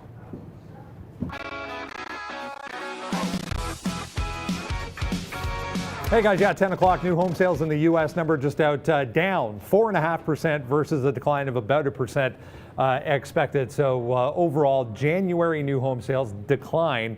Again, 4.5% versus about 1% expected. I mean, really, that's a bigger than expected decline, but overall, to be expected. Let's have a look at some markets here, guys. Nice moves here right across the board. S&P 500 about 5.5% to the upside. Look at the Dow, 6% to the upside. NASDAQ, tech stocks kind of lagging a little as at this point, 4.75% for the NASDAQ here. Small caps doing nicely, 5.9%. The TSX up about 6% at this point, guys. A lot of the gold stocks lifting things here in Toronto today. Going to show you a couple in a second. Some of the banks as well doing very well so far. BOVESPA, finally an update here for Brazil stocks, 8% to the upside, 5,000 plus points after a 6,000 plus point decline. Yesterday, this is ASR, a little gold stock among the leaders so far here in Toronto. It did open around 430 all the way down to 405 now, kind of consolidating, coming in a bit. Again, some profit taking probably taking place here in Toronto as well. Look at Air Canada though, AC, nice move today. This is up 16%, kind of consolidating underneath $15. $15 right here, consolidating near the highs of the day. So Air Canada having a nice session, and some of the cannabis names having a nice day as well, guys. CGC or weed here in Toronto up to what is that, $19.75. We're almost back to $20 for weed. Some of the cannabis names leading as far as gainers so far. Volume-wise across the board, I have been noticing definitely higher than we've been seeing over the past couple of days as far as participation as well, guys. Back to you. Oh, Netflix. Yes, weed. Yeah, we talked about that. I love that. There it is. Bang. Another $2 winner right there on Netflix. We did, it did break down below 362. I got out, but then did not believe it and get right back in right there and capture that profit straight back. So Nice little move there. Netflix, a lot of people, Netflix and weed chilling apparently. Probably a little bit of that. Good job, I would say so. But here we go to the upside here. Beyond Meat's $1.50 winner, and Netflix is $2 winner. That's the only thing I have on it. Yeah, they're definitely not Dave and Bustering, and we're still up 40% on this stock anyways. It's worth noting that little spread, but it's finally made some consolidation. I'm going to take a shot at it. 1460 is the top. You can grab this one here in the 14 range. Just watch out. Look at this spread here. 5 cents. It was just 10 a few seconds ago. So we do like this top that it's trying to put in. We just saw GE break down below 650, but immediately recover. So we might jump into that long trade again. The first long was profitable. The second long, we end up breaking through that 650 and take the hit. But right now I'm focused on Dave and Buster's trying to work into a short position. Yeah, we're going to wait for Uber to break back down below here, 23.90 or so, taking Uber. But wow, okay, Beyond Meat, okay. We're right back to these highs. I talked about getting out if we did break below 64.50, but now we're 65.50. So this is again, guys, another $2 winner. So we got another $2 winner right now on this name, Beyond Meat. There it is. Take it out right there for $2. We'll hold the rest and see what we can do on that one. JP Morgan, though, that's the bane of my existence today. The only stock that we've been losing on. We are going to look at Netflix here, though, before this falls all the way back. We'll probably get some out at 263.50 here. Yeah, just a quick look. We got our first shares into Dave & Buster's, so we're short at 13.94. We'll quickly update you guys on our positions here, throwing the board up for you. We still have that Gilead, still a third of that position in the money, about 75 pennies. That's what we've taken on the first 2/3. We also have shorts now in Virgin Galactic, still at 15.68. That's in the money as well, about 30 pennies. We took 50 cents on the last leg of that one, and now working into Dave & Buster's at 13.94. Brendan, what do you have for us? We saw some news yesterday, guys, about Boeing. They were shutting down their Washington State production facility for 2 weeks. Spirit Aerosystems here, SPR, they make some of the components that are used in that Washington State production facility. So getting a little bit of attention today. Thinly traded name, not a lot of volume, but relatively speaking, volume is high today, guys. Good look there, Brendan. And looks like it's making another, Gilead I'm going to talk about here, looks like it's making another little push to the upside. We talked about it trying to get through that 74. We just pressed through. We're now in the money again. $1 on this name. It's gotten through 74 once, but it's stalled out. I just want to see if we can retrace anywhere close to these pre-market bottoms at 75. 76 is where this entire thing started, and we tried getting that short. Unfortunately, we gave it to you. We talked about fading with a reversal through that price. Unable to do so. However, if we can get this nice $1.50, $1.60-ish win on Gilead, that's going to more than make up for it. Talked about where we went to the higher time frame to be able to look at where the bottom was in the afternoon yesterday. Watch us bounce off that. Then a nice little entry point here. This is why you got to look at those higher time frames sometimes, guys, and just not randomly pick levels. This is what you're seeing here on Gilead. 10:04, yeah, just getting the trade of the day ready to go here. Will be the exit there. It'll be Beyond Meat, so we're going to analyze that at 11 o'clock for you guys a little bit. As Beyond Meat right now, $3 in the money. So that's going to be obviously your trade of the day right there. Look at this, bang, straight to the upside. It's still going. So Beyond Meat, evil laugh right there. Those of you that like estrogen, get your Beyond Meat burgers now on sale. So all the way running to the top side there. We get out of some of our Netflix there for yet again another $2 winner. So a smile on that one. Welcome to our show, guys. We do this every single day. Here's the $3 right now. This is, we're long 63.22. down here on Beyond Meat. So if you like that trade, there you go. I'm actually going to tweet this one out right now. Check this at 11 o'clock, guys. Our trade of the day. I'll break down everything that I did on this stock, guys. Yeah, and just jumping back, I'm not sure what we got a bad trigger on a play there on Dave & Buster's. So we're just going to jump back into the shares. Going to have to pay a little bit, but it hasn't broken above this top. You can still see us hanging around the high end of the range here. As the futures are holding around 6% on the ES as I look at overall on the same thing basically on the NASDAQ. So we're going to continue to work this position off of the high of the day on Dave & Buster's. Right now our short is at 13.90. We'll pick some shares up above 14 to improve our price. Yeah, exactly. Okay, Valeria, got anything good to say? Not yet? No, okay, good. All right, so as we go, guys, it's been a pretty weak staff behind us here. We are light right now. I'm just getting this tweet up. This is now almost $4 in the money here on Beyond Meat, guys. Welcome to the show. Hit the like, hit the subscribe, hit everything. Right now it looks like payrolls for the U.S. economy. Kudlow talking about those right now as well. This should be an exciting day. I'm going to see if I can get into some weed stocks here, guys. Yeah, just jumping and throwing a stop order in here. 74.50, running into some resistance up at the top here on Gilead. Want to make sure we lock in these profits. And there it goes. We just put a little trail there at that 74.50 mark. It'll be a $1.50 win on our last entry. We started picking up Gilead here at 73 even. We added to it at 73.30 to get a 73.10 price. In front of VWAP, we'll take a couple of legs off for 70 pennies. We just take the rest off there at 74.45. So all in all, that'll be a $1.35 win on the last little exit there. And this was a nice little bottom pick where we got a nice little key level from the afternoon yesterday to work off of. Risk reward was fantastic on it. But Brendan, what do you have for us? Another name in the restaurant space, guys. Bloomin' Brands having a nice day, 32% to the upside here. Just held 7. Caught an upgrade today as well. BLMN, guys. Good look there. Of course, Brendan is just have to adjust some orders. Going to get our stop order ready to go, locked and loaded on both version, which is coming back to that 1575 mark. Remember I said I'm not loading back into that one, and I got to think about where I would like to reload if I can get a chance. And Gilead will go ahead and cancel this order down here. I mean, I'm not going to get 73s anytime soon. You don't want orders just sitting there randomly and get triggered in when you don't want it. Yeah, you got to make sure you collect all your stop order information and get those out right now. So I'm going to actually cancel some of my stop orders. Oh, I mean, I can cancel my Beyond Meat sell at 64. That's only $4 in the money right now. BAC we're out of.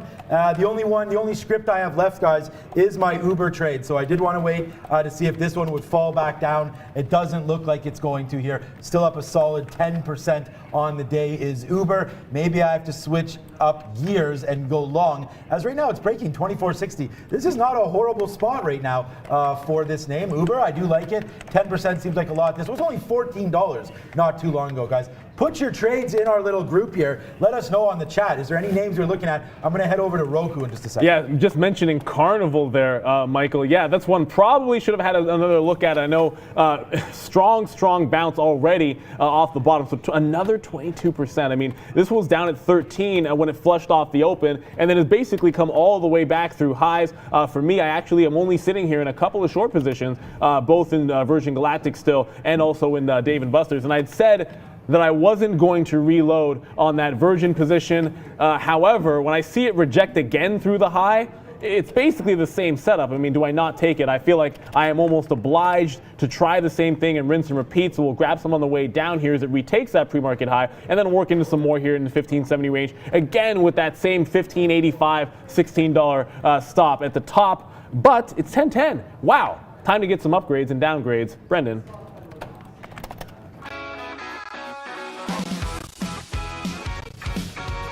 All right, guys, let's have a look at a few names here that have caught some upgrades or downgrades today. Decent moves, all obviously to the upside with the overall market move. But I want to focus on this one. Haven't really talked about the semiconductors, but NVIDIA having a really nice day, up about 14.5%. It was higher than that earlier. I mentioned this one in the pre-market if you joined us. Space having a nice day as well, 21% now to the upside. Enbridge, Marathon Oil, QCOM, and Tesla catching a downgrade. Going to show you Tesla's chart here in a second. It's pretty funny.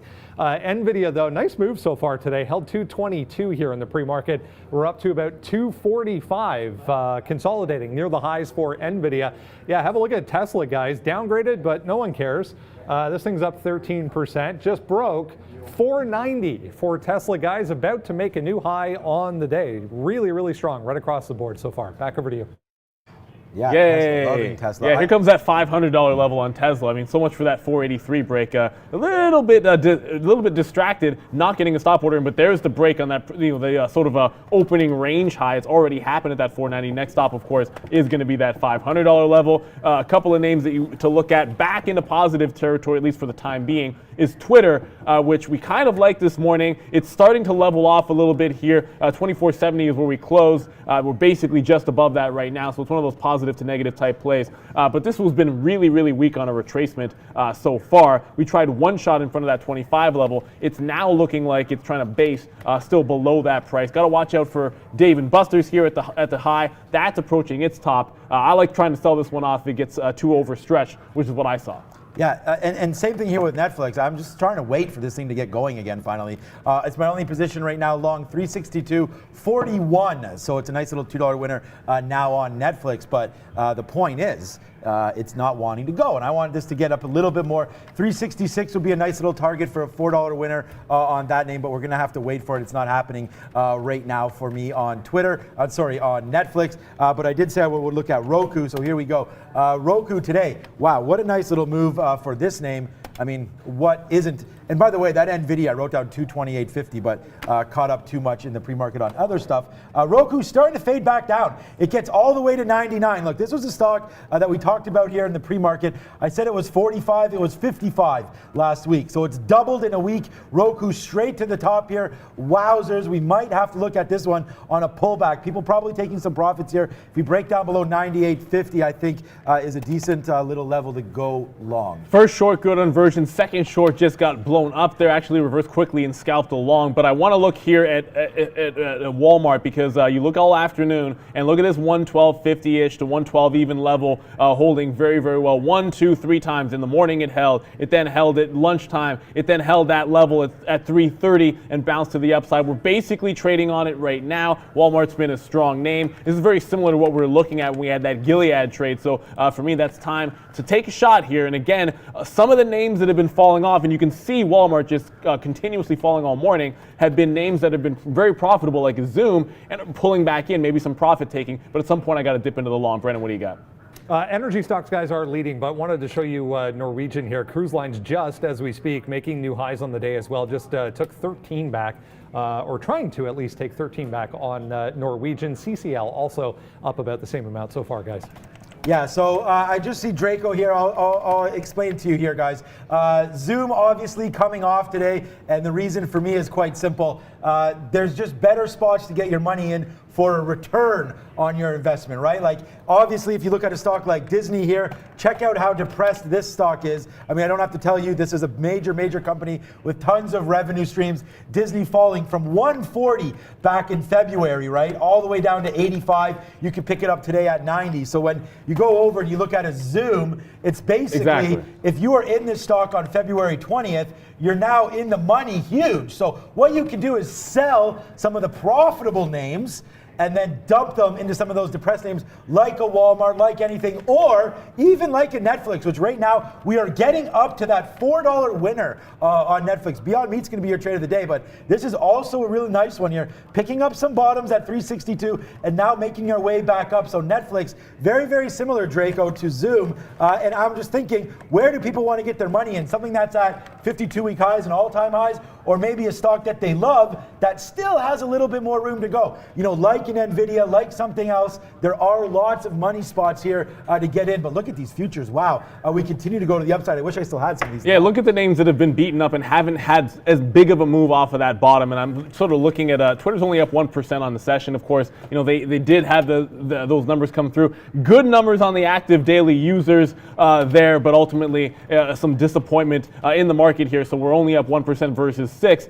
I am looking at this 25 on a retrace. You've made a nice double bottom here higher at 24.70, which is good support. So we're going to start working back into Twitter, at least to the long side this time. But Brendan, what do you got, buddy? Some of the food delivery names, guys, we've been talking about over the past few days, not loving life today. WTRH here down 17%, had a nice break of 140 here off the bat this morning, all the way down to about 124, kind of trending to the downside. But this entire group under pressure if you're looking for weakness, guys. Yeah, there was only so far those were going to go. I mean, ultimately, how much can you boost your business when it's going to be a short term? And again, look, behavior could change on a longer term basis. That's certainly always going to be a possibility. A couple of things to look at here. This is why you get out. And you have to have some hard stops. And Virgin Galactic, I'm never going to fight this one too heavily. You take a nice short trade. It stalls out at VWAP. This is why you take some profits down here. We're shorting it in the 1560 range. We're getting out in front of 15 even. It's a nice win. But you'll throw it all away if you get stubborn holding a short when it breaks at 1585. And you see it already go up 70 pennies. You can't fight a stock like this to the upside. It's just one of those when it really starts to get going, Sean. You've seen what Virgin can do. It's doing it again today. Oh, man, we called Apple. Yeah, I mean, every stock is doing it. Look where we're long Apple again.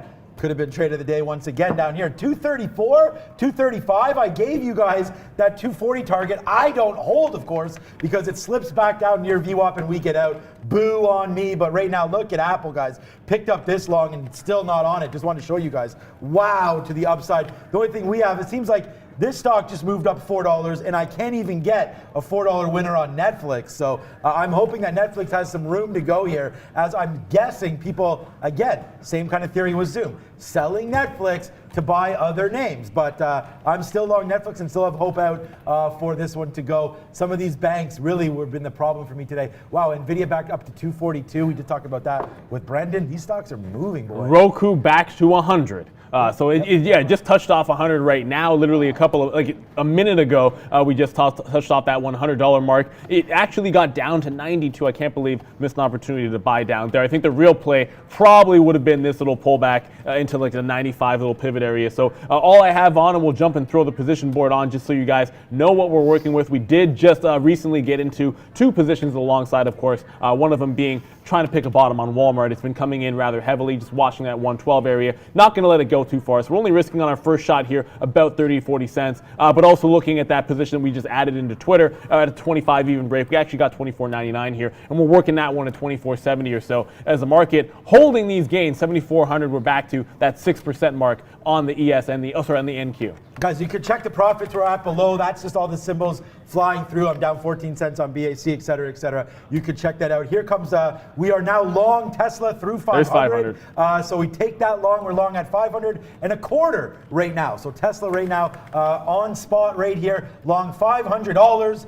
Let's see what we can do. Maybe we just continue to go, or maybe we come back down. And if we do 495, looks like a decent out if this one does fail. But right now, Tesla, probably an overcrowded trade right here, long at 500, but we're in it, so let's giddy up right now. A nice little $2 winner right there. $3 winner, did I say that properly? $4 winner, is that proper? There you go, disco ball right now on Twitter, baby, on Tesla. Yeah, a name that's actually coming back in rather heavily. Look at Coke here, pulling back and holding the bottom end of the range, so watch out for this $40 level. If we can hold 40, should be a good one. I'm watching for it to break above VWAP before I would get long, but something we haven't been looking at, some small caps. Brendan's at the big screen for our small cap recap.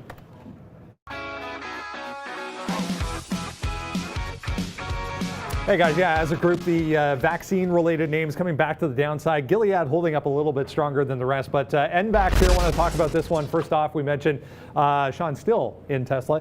NBAX coming back to the downside here, we mentioned in the pre-market. Want to go back to this day, way back when. The close on this day was 1540 to the number. 1540 on this day here. So draw the line at 1540 in the pre-market, was a little bit of support and then became resistance heading towards the open. I sadly wasn't looking at this, wish I was now, but 1540 to 1550 give you all kinds of opportunity, and then all the way down to $13 for NVAX if you're looking at that kind of fade play type of idea. The other one we were talking about, AYTU, just going back to yesterday's high here, 216. We talked about that one as well. Gave you a nice move back up into 216 right at the open, and now we are at 185 for AYTU. Not a huge move, but definitely a lot of liquidity, lots of volume available in AYTU. So nice opportunity on those two today so far. Small caps overall, though, kind of lagging the overall move in the market back to the upside today, guys. Back over to you. Yeah, you're right, Brendan. Small caps right now, large caps. I mean, everything seems to be moving a little bit, except for Netflix, of course. But okay, here's Tesla. We were hitting that. And Brendan, yeah, you're right. That's $4.75 per share there. We take it out, and now we're holding a third. So we're going to wait to see if it comes back down to 494, 495 area. No matter what, Tesla's going to be, once again, a nice little win here. So we hit these random keys right now. Give you guys a little look there. But exploding the money today, guys. Now we just need our Netflix to go. So we're long $4 in the money on Netflix. Oh, it did get to 368. Should have had an order out there. Missed that one. Right ahead of that VWAP. That could have been a $5 winner. Damn it. We'll put an order there to see if that comes through again. But right now we still are long Netflix and Tesla. the high flyers for this guy. Yeah, just looking at the market overall holding these tops at 7,400, but watch Intel holding the low end of the range. Now that's still up 6%. You did have that pop off of the open, but if we can actually hold out at this 52 area, we did bottom out here once. We put in a higher low. We're now basing out a little bit above that. I already have a couple of longs, and I'm going to add Intel back into the mix to the long side. It's a name that we tried a couple of legs at here. We had the great long initially, the first one, the second one not working out. We're going to try this one now a third time. Okay, and yeah, we're just resting on our laurels, right? Q Beyond Meat, look at Beyond Meat there, straight to the upside, $69 right now. It does drop below $65.50. We're going to be hearing more about this one in our trade of the day, but once again, I do not hold it long enough. But Beyond Meat, I hope you guys are watching that. I know there's a lot of you guys on the show there. You want the big calls? Here we go today. $3 on Apple. Well, I mean, it's a $7 move on Apple right now. Beyond Meat is that's a $9 move right there. Tesla, we just gave you $4 or $5 right away. Netflix, multiple dollars on this one. So yeah, you're watching the right show if you want winners here. I just got to hold a bit longer. Yeah, watch out for Walmart basing out at the bottom. Now it's making its move. Of course, I mentioned that we worked in using that 112 level, and I'll show you again, just sort of to recap why we were looking at this level. You can look at all day yesterday, just how much strength there was at that little bottom, bouncing 3 times heavily. So we're going to jump in here. 112.35 is my price. It's now looking like it wants to make a move to 113. It's got to break above VWAP before we start taking some profits off at that 113 mark. But Brendan, what do you got for us, buddy? Retailers, guys, bouncing back today as well. I mean, the whole market is, but have a look at L Brands. Big move, 30% to the upside. This was actually halted on its way through $11. We're already up to 12 for LB. Guys. Yeah, man, we hit Tesla breakthrough 505 there. So we hit the Tesla action there. Shout out to Randy for that one, bringing my attention to it. Not sure why I wasn't on it before, but here we go. Tesla straight to the moon now. We're going to see if we can't just hold this. Everyone loves Tesla, and we'll see if it can't keep going. Yeah, hit that like button. Keep chatting with Valeria on here. I'm going to dump this one. I gave this one, should have took this $5 move up here. We did talk about that on the show a couple minutes ago, and I just didn't realize that we were all the way up here, the 367.50. So I'm going to not let a winner turn into a loser and dump this one. Well, it'll be a loser no matter what. If it breaks down below 361.50, the low of the day here on this name. But wow, as you guys can see, a $9 market going again right now, guys. $9, $10. How do you like that one? Catapulting ourselves. Bye-bye, Tesla. Nice little $10 winner on this one. Long $500 and 25 cents. Booyah. Market just moving another leg to the upside. We're about to test the high of the day on the NQ, so that's the bounce you're seeing there. So, you know, all 3 of my long positions have vaulted into the money. We'll take some profit on Intel just in front of VWAP because I want to be able to reload if we get anything near that 52.50 or 60 again down here. However, we're going to hold for the bigger move. We were selling earlier in the morning at 54.30, so let's see if we can't get a nice little extended move. It's nice to be able to hold some gains here in the overall market. I got 3 longs. We've already recapped them, so no need to do it again. All working in the money for us. Walmart just can't seem to go any further, and I can tell you I just saw an order there on Tesla that I want to show you. Not Tesla, sorry, Twitter. At 25 even, there was, I just saw it a second ago, someone flashed massive 250,000 shares, fake size, immediately gone. So I think we're okay with that one. We're long at 24.95 here, looking to see if we can break out and get back up to those highs at 26 we saw right off of the open. Yes, thank you. With milk, no cream. Yes, thank you, Joanna and Valeria. Very, very funny stuff there. Talking about getting more coffee. Okay, Tesla. Yeah, you want to watch it from home. What's up, Joanna? Yeah, hopefully you're doing well with your family. Okay, Tesla right now to the top side here. We are going to get out if this does break that back down below 505. So I'll keep setting a $5 trail on all of this. But what a great trade. If you guys want to take this off at 510, nothing wrong with doing that and maybe even getting back in. But right now we'll watch Tesla as it continues to run and the market continues to go up. Wow, another 7% today. This just keeps on going. Our Netflix trade trying to get back up. I'm going to put an order up here now. This time 367. So hopefully this can go and we'll get into that one. And we finally put some risk on Intel and payday right now. There's Intel. Hit the air horn right there. taking that off, half out right there. Beautiful trade, taking that Intel trade long off that break, and booyah to the bank, baby. Yeah, Intel now almost $1 in the money here, long still at 52.62. Woo-hoo! We just took the top off on the Bang! futures. What's interesting to me, however, is I looked at Zoom a second ago. I also had a quick look at Walmart. Both of those names not moving back to the upside. Intel just tried to get some for that quick dollar on the way back in, but it is moving quite rapidly here. I will get it out here at 53.40, pulling back rather heavily. That was a big time spike through the highs, so we're going to take our profits off. You can see us. We talked about why we like this one. You get that little higher low put in a couple of times, basing out at 52.50. Nice entry point. You get some out in front of you off 53 even. You then get the rest out here at 53.40. It might still be going, but we already had that Twitter long, which broke that 25 finally. I mean, that was fake size there, so I wasn't too concerned about it holding us through. We have 24.95. We need to get at least to this 25.30 mark, 25.40-ish before we take any real shares off. Man, that Intel move was fantastic, guys, right now. Intel, what a great trade. That was up and down. Bang, put on some risk, you take it out there for an instant profit there. That was huge. I love that trade. I've been loving Intel for a while. Good call, Kevin, on that one. Well invested in that stock as well. Netflix, look, I told you I'm going to put an order rate up here. I don't have one yet, but I'm going to put it around 366, 75-ish.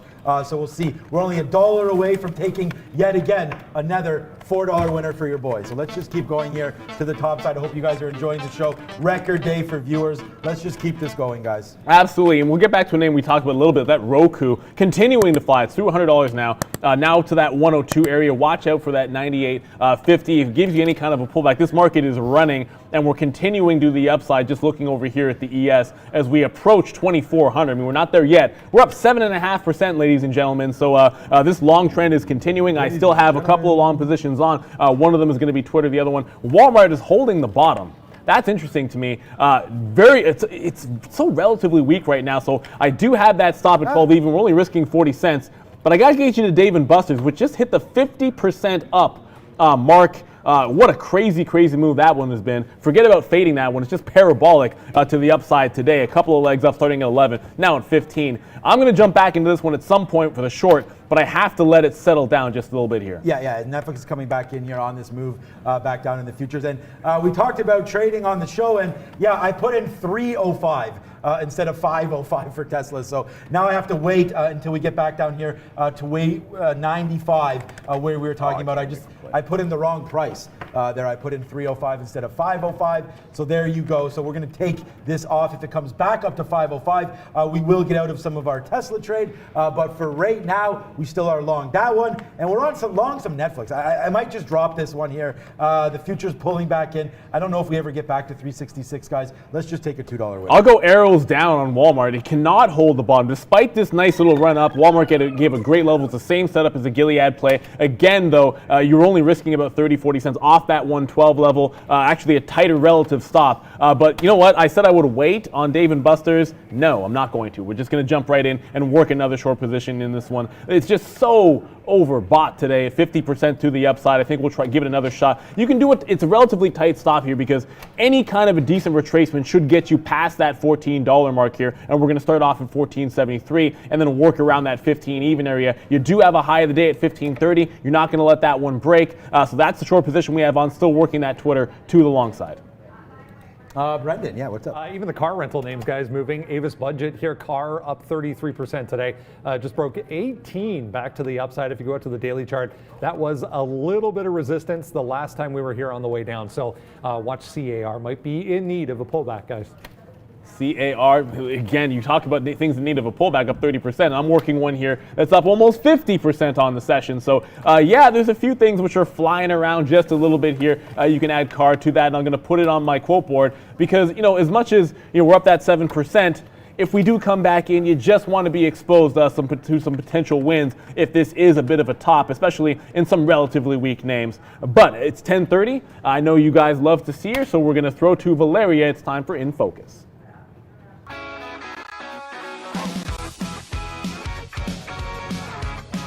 Thank you, Neil, and hello, everyone. Well, Starbucks on Friday announced that it's closing most of its locations in Canada and the USA. Well, baristas who are still will be working on the drive-through and the delivery will receive additional $3 per hour for shifts. Those who are not working will still receive some payments through the April the 19th. Amazon, Whole Foods, and Target are also going to support their workers during the crisis. Well, H&M is saying that it's laying off tens of thousands of its workers. H&M already closed 4,441 stores out of 5,092. Company says that it has a huge impact on its sales in March so far. Let's go to the next slide. Well, according to CNBC survey, 40% of companies who are having now or expect to have some retail issues, they'll need from 3 to 6 months to fully recover after the outbreak is done. Not only businesses are suffering in the US right now, financial situation of millions of Americans is at risk right now. Well, Fed encourages banks to support their clients. So for example, Bank of America, Ally, Fifth Third Bank, and Citibank are already offering some help for their clients. That's all for today, and staying focused. Back to you guys. All about staying in focus. That's what we're going to do. As that was happening, of course, I mentioned working that Dave & Buster's again. You can see me getting a little bit stubborn with that trade, but it's a setup that just has too much potential for me. When I see up 50%, my eyes start to go a little googly here. So we grabbed the short. We got 1482 this time. We're working off that 15 high. It's 1530 or so. I might not give it to the actual top. Just looking at some orders there at 10 and 15, which had some size there. But if we can get any kind of a flush back into that first breakout point, that was about 1420 or so when this last leg happened, and then the rest of it would be down to this VWAP, and then these 13 bottoms we saw earlier on. If it wants to come back in, the market's holding up 7% on the ES, that's the S&P 500 futures, and the NASDAQ, trailing a little bit here, only up that 6%, 6.3%, but still looking very, very strong overall. We took some long in Intel here at this bottom. It's not going to work out. Doesn't look like it. It's fading back down here. But we did take out, once again, our Tesla right there. We told you guys about that stock, so that's a home run all day, every day right there. Tesla getting some out for another $5 winner. We missed that the first time, then we put it back 504.60 there or so out of that name. We're going to hold, there we go. I was going to say we're going to hold Intel until it breaks 50, and there it goes. So Intel's been a disaster there. We do average into a short of Apple. I'm going to wait to see if it takes out the high of the day. If not, we have this short on right now on Apple, guys. Yeah, and just working still that Twitter position to the long side. I actually got a bad trigger on Dave & Buster's. So we jumped back in at 15 there. Not sure why we got stopped up, but we just jumped back into it anyways. We do have this Twitter. We're looking for it to continue this move, but look at the tight consolidation here. It's just basically holding in and around this $25 area. So I'm going to tighten up my stop a little bit. We're going to give this one to 70. We'll now only give it to this 80 mark here, just tightening things up. If we can't get going, ultimately I don't want this to turn around on me at the high end here, especially if some of my target is trying to make it to this 25, 30, 30-ish mark. So that's what we're going to do here. Tighter stop for the rest of our shares here on this Twitter long. Yeah, we're going to try to take out $1 here on Netflix. There we go. Nice little win there. So hit the confetti for Netflix. Smooth dollar there off 262. Get it. Well, actually a little bit more. 263.50. So that was about $1.20 there on the last bit. It just didn't want to go. So we'll tap out of that one and watch that fly. Okay. Apple, we did take a nice little short defending that top there. So now we are 70 cents in the money on Apple. So that's a good little trade. This Intel's just been a disaster there. It was just $1 higher or $1.50 higher about 10 minutes ago. So this one's faded out a lot. Intel to the downside and Apple to the downside as well, making everything on Apple here. Yeah, we talk about those trailing stops, and like, thank goodness sometimes you throw them in there when you're not looking at a position that's in the money sometimes. And Intel, the reason we got into this long was this double of this bottom, the higher lows that got put in, and we just tested another one of those. So if we're going to hold that 52, that's a jump off point for me, and this is why we got in the first time. As it tries to come back in, this is where I'll pick it back up. It just got back through 52.20. The actual low off the session there was a 52 level that held, it dipped down to 96 or so, but did come back up. So I'm jumping into this one through this bottom, but I can't let it break. That was that 52 mark there. Not going to let it go past that 51.95, the actual low since the open. Yeah, I'm going to average in a little bit more into some Apple here if we can get it in the 60s. Looks like we will be getting that soon, hopefully. Right now we are short 40-50 cents in the money on this name here. We just take some more short on Apple. So who knows? This market wants to pop, then we'll get out at the day's high. We've talked about that. What's up, Brandon? Capri Holdings, guys. CAPR having a nice day. 55% to the upside. Just broke $2. Bit of a pullback here, but huge volume in this name. You can see on the daily chart, if I go over to this side, big time volume coming in. They were talking about restructuring some debt in the pre-market and also caught a JP Morgan downgrade today, but up 50% anyways, guys.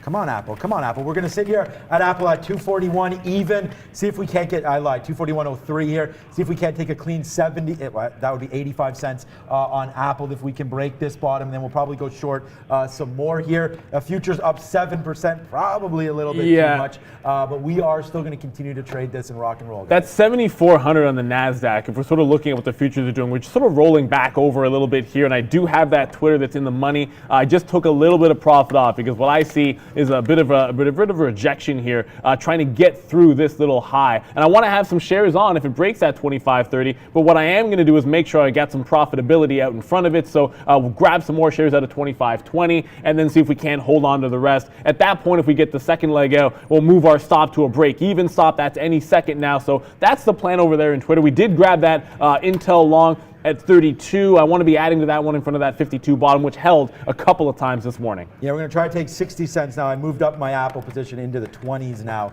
off of a 90 short. So we'll see if we can get some love down there. I don't know. Futures making a little bit of a move back up here. So maybe should have captured some of that profit a little bit better than that. Netflix just checking back on that. That's still 365 in our Tesla trade. Nice little out there. Tesla, the biggest winner here today. Well, actually, no. Apple's my bigger winner, but Tesla right now, big, nice little win there for us. $10 taken out of that one. And Square, I'm looking to get into Square now, up 18%. Yeah, we haven't done this one. We'll throw the music on, but like nice little move there in Twitter off of that little base at 25. Again, like I mentioned, why we took some profits off, so we're going to get that 22 out, but we're moving our stop to not a break-even stop because our last shares were at 87, so we'll move it to 25 even. That'll lock in at least a 10 penny profit, but there goes Intel, and again, the first time it came down here, we told you why we like to buy Intel. The second time it comes down here, we're going to jump back into it at that little bottom. 52.32 we've got. Let's see if it can't march back up in towards 53.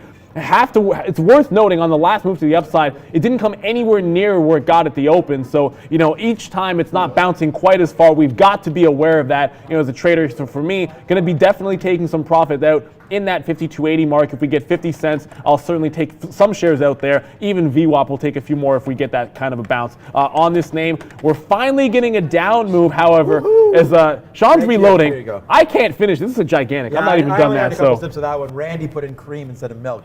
Nice one, Randy. That's what. You know what though? Thanks for the money on Tesla. That's a big difference, man. Cream milk there. We're finally rolling over on Dave & Buster's, and if we can get through this right here, this 14.50 mark, Apple. we get that break right here. Yes, now we're headed to the downside. This is the short that I've been waiting for. Took a couple of shots at it. Looks like this is going to be the time that it finally pays off for us on Dave & Buster's. But I see a sea of not green, blue. But let's throw to Brendan at the big screen for our sector watch.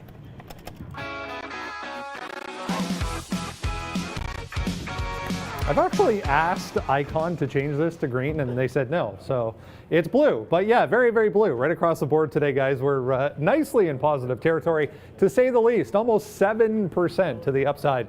for the S&P 500. Let's figure out why. I'm going to flip over to this side to start.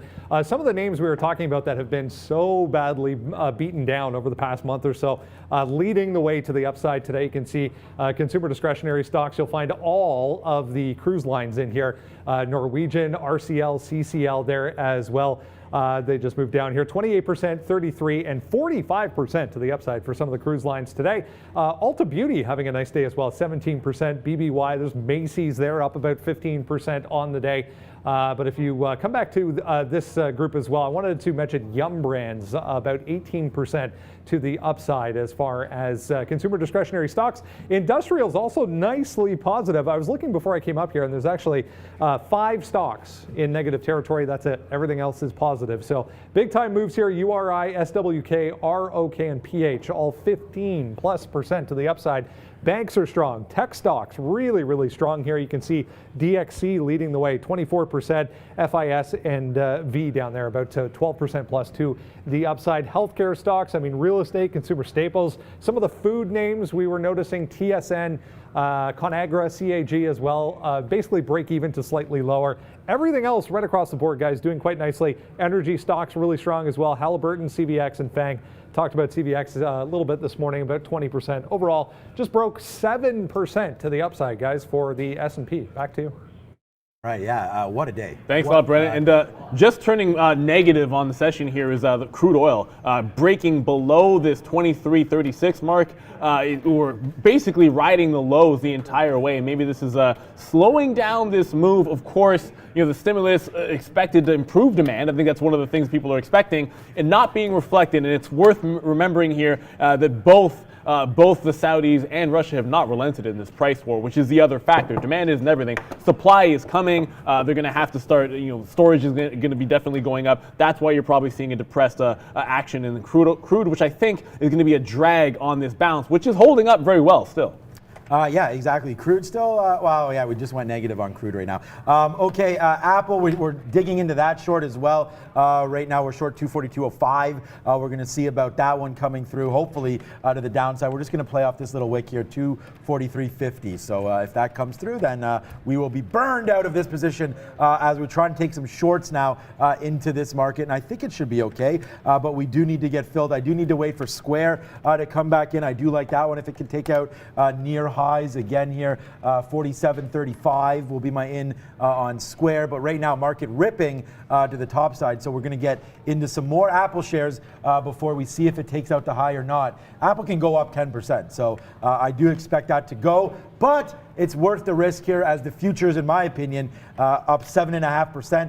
Could be a little top heavy here, running into 2,400. So if that comes, great. But if not, then we could just fade back down in 40, 50 handles. Who are you calling a degenerate there, Greg? I mean, look, if you're addicted to the markets, I guess a little bit we're degenerates. We can't get away from this. But I want to go back to that Intel. We did slide back into this position again off this bottom. You're seeing 52, and then you see 52.20 hold on our first long. We got that breakout, and then the second time we are trying it here. So long over in that name, and I will put the position board up just to update you because we got 3 on. We do have a short that's going to be in Dave & Buster's at 14.98. Again, this is our second time trying this one now. We're in the money about 40 pennies, but I'm looking for much more than that. Of course, we also still have that Twitter hanging on to some shares there at 24.87. I'm just looking for it to break past that 25.25 mark. Don't have a take profit out on that one. If it breaks 25.25, we'll trail it back to that level with a trailing stop and look to see if it can't take off the high. Yeah, Intel and JP Morgan, the red stocks. For me today, I will get back into hopefully Intel very soon. We just averaged into a nice little position here on Apple. What's up, Brendan? One, I don't think we've ever looked at this one on the show before, guys, but Ruth or on the NASDAQ, 31%. Yeah, that one. Ruth's Chris Steakhouse moving higher today, 30.8%. It's actually Ruth's Hospitality Holdings, but they own Ruth's Chris Steakhouse moving higher. So a lot of the restaurants doing well today, guys.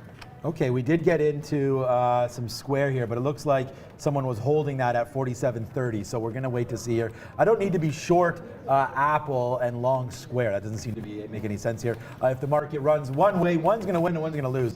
So we are going to wait to see on Square here. Maybe we'll dump this if it does break back below 47 even.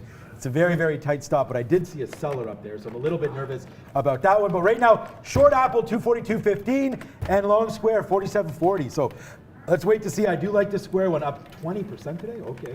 Yeah, and one adjustment I'm going to make to Dave & Buster's is, look, it goes in the money for us and rejects breaking that 1450. So for me, I move my stop to break even. I'm going to take swings at this, but when it moves in the money, I'm not going to turn that into a losing trade. As much as I'm holding to take bigger profits, that doesn't mean I have to incur a loss. It's showing a lot of strength here. So as much as I don't mind this trade digging into it, we have 98s. We'll throw the break even stop at 15, so we're only going to risk pennies. And again, I think if we break through that 1460, we can certainly make anywhere from 50 to over $1 on the majority of these shares. That Intel, it's holding the bottom nicely, just can't get more than 20 cents or so in the money before falling back down. So very similar to what it did, only we had a breakout off this level after about 15 minutes or so. It's now been about that time, so Intel needs to get itself going to the upside. And of course, Twitter, that one's holding pretty well. I just see some size on the bid right now getting chewed through. We have a stop at that one at 25 even to make sure we lock in profits. Yeah, and good decision we made on Square there to get out relatively early, and then now we get out the rest. So very little hit on Square, not compared to this little win here on Apple, and we just continue to fall down here. Should take some profits, guys. We're short 242. Look at some of these picks up here. Bang, bang, bang. These are all short sells, so we borrow the stock. Now we have to buy it back, hopefully at a cheaper price, and this is a cheaper price. So let's wait to see if we can't break down 241.50 we got as low as there. Let's put a bid there and see if we can't capture 70 cents on some of these. I do think the move is lower though. Yeah, I mean, right now you do see the futures rolling over, and I would tend to agree with you there. I just got trailed out for profits there. We'll take 10 cents on the last third of Twitter. I wanted to make sure that last little bit, in case we did, like we just say, roll over in the futures, you lock in profits on one of those long positions. So the only long left is the Intel through that 52 bottom. I'm looking at you with the airlines, 25% to the upside. If we start sliding back down, this could be an interesting place to try to sell in front of this 13 even here. And I'm looking at American Airlines. That's the one for me. And whoa, what is that bid all about? That looks a little fishy to me. Look at 1280 here, layered bid. I'll probably jump into a few shares to the short side. Yeah, and there we go. So our Square, unfortunately, gets taken out there. So that's going to be a fall in the hole, but that is fine. We are cheering for this short to come through here on Apple. Hopefully that will come through. I see Brian cheering on. I assume he's cheering the short. Not sure, but yeah, hopefully good call there, Peter. You guys enjoying the show. Let us know what you want to see more of, what you want to see less of, and we are here for you guys. So Tesla breaking back down below 500 now. Let's see if Apple can't get this party started. Late to the game, Apple was expecting a little bit more of a move than this, to be honest with you. I did talk about, rewind the tape. Where the hell is the rewind thing here?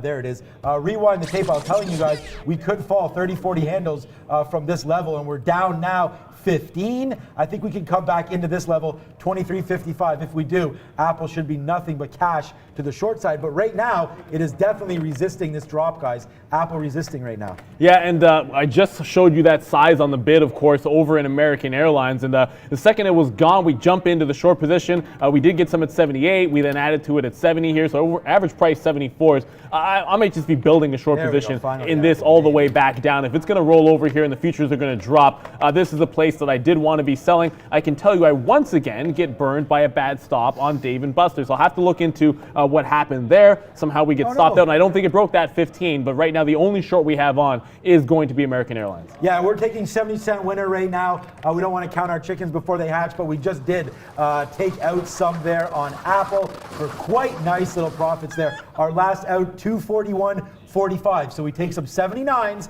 and then we take some 45s. Let's see if we can make this a little bit. Unfortunately, there's these wicks on these candles. I can't do much to make this chart look any better right now, guys. But right here, guys, 241. Apple still pushing down. It's a 70-cent winner that we have on right now. So it's not weed Batman, it's tech Batman right now coming through for us, guys. Yeah, and holding up at least for the time being in this little flush that we have. We're now off about 100 handles on the NQ, back to 5.5% to the upside. For the time being, Intel's trying to hold this 52 area, so I do like the fact that it's holding the bottom in this flush, but I might have to consider taking off some profits.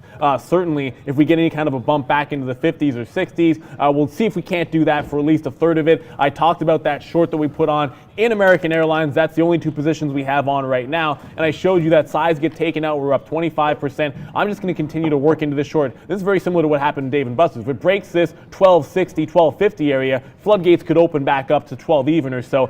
Intel with another pop up there. I will take some profit off like I just just mentioned for about 30 cents as the market coming back in. If you're fortunate enough to have a strong stock in a long and you can take off some profitability there, that's what we're going to go ahead and do. But look at this move continuing in American Airlines. We got 12.74 to the short side. If it takes out 60s, watch out below on this retracement. It could get very quickly down to 12.20 or so. Yeah, I mean, this market is turning over a little bit right now. We're going to try to trade some AMD right now, but we are ready for Money Talks with Brendan at the big screen. Let's go.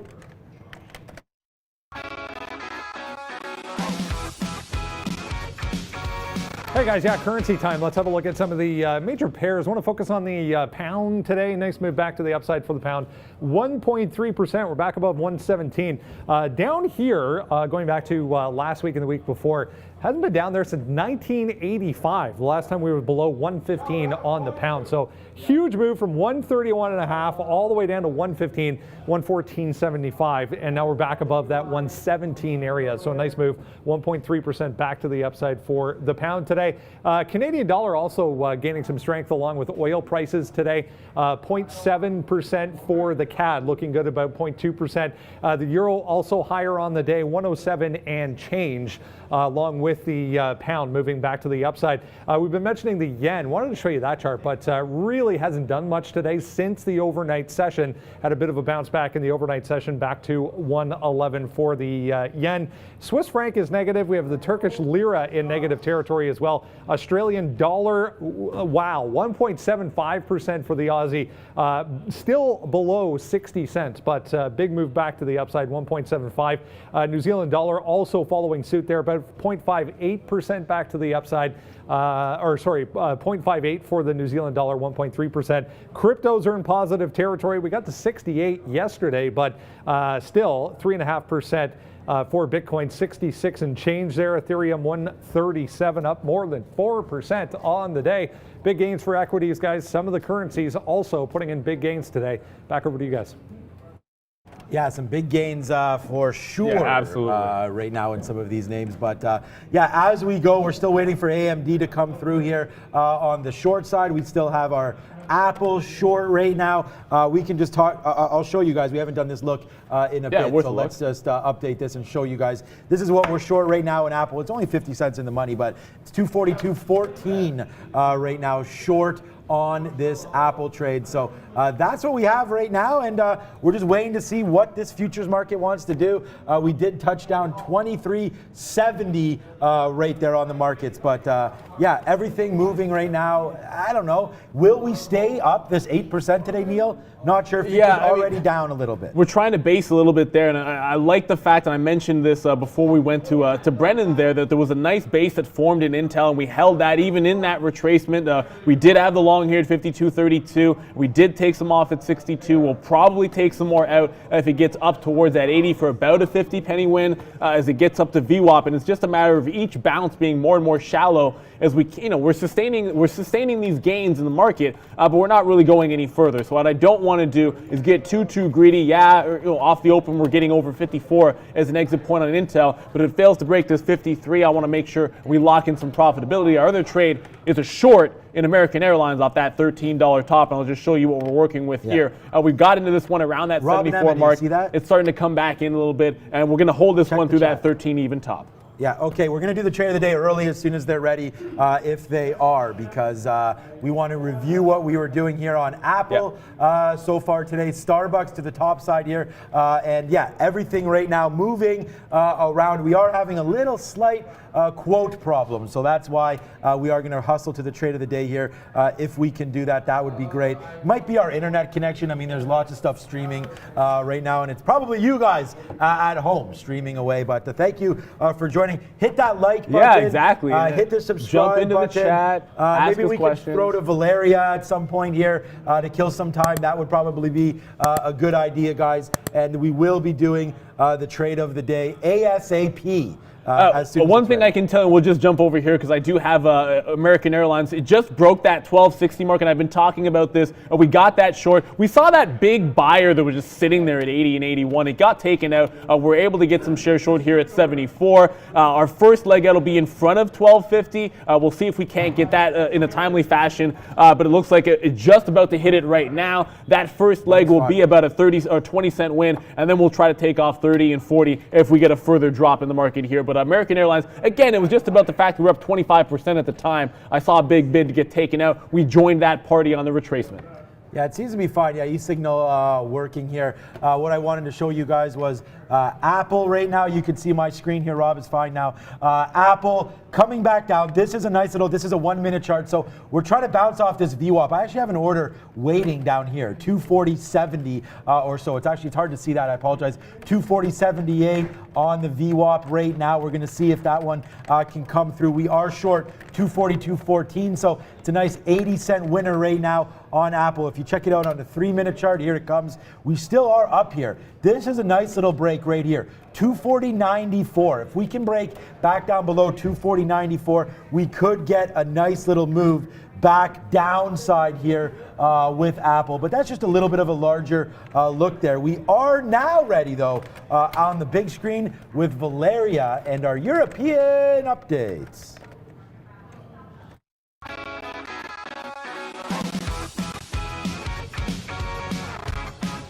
Hey guys, welcome to the European update. Well, as you can see, Europe is overall positive today. Germany is up 8.25%. France is up 5.7%. Spain is up 5.01%. And Italy is up 6.31%. Well, guys, some quick news from the Europe. Disney Plus announced that it's launching today in the UK and Europe. Diageo company announced that it is buying 2 million liters of alcohol to produce more hand sanitizers. That's all for today, and I'll keep you updated. Back to Brandon.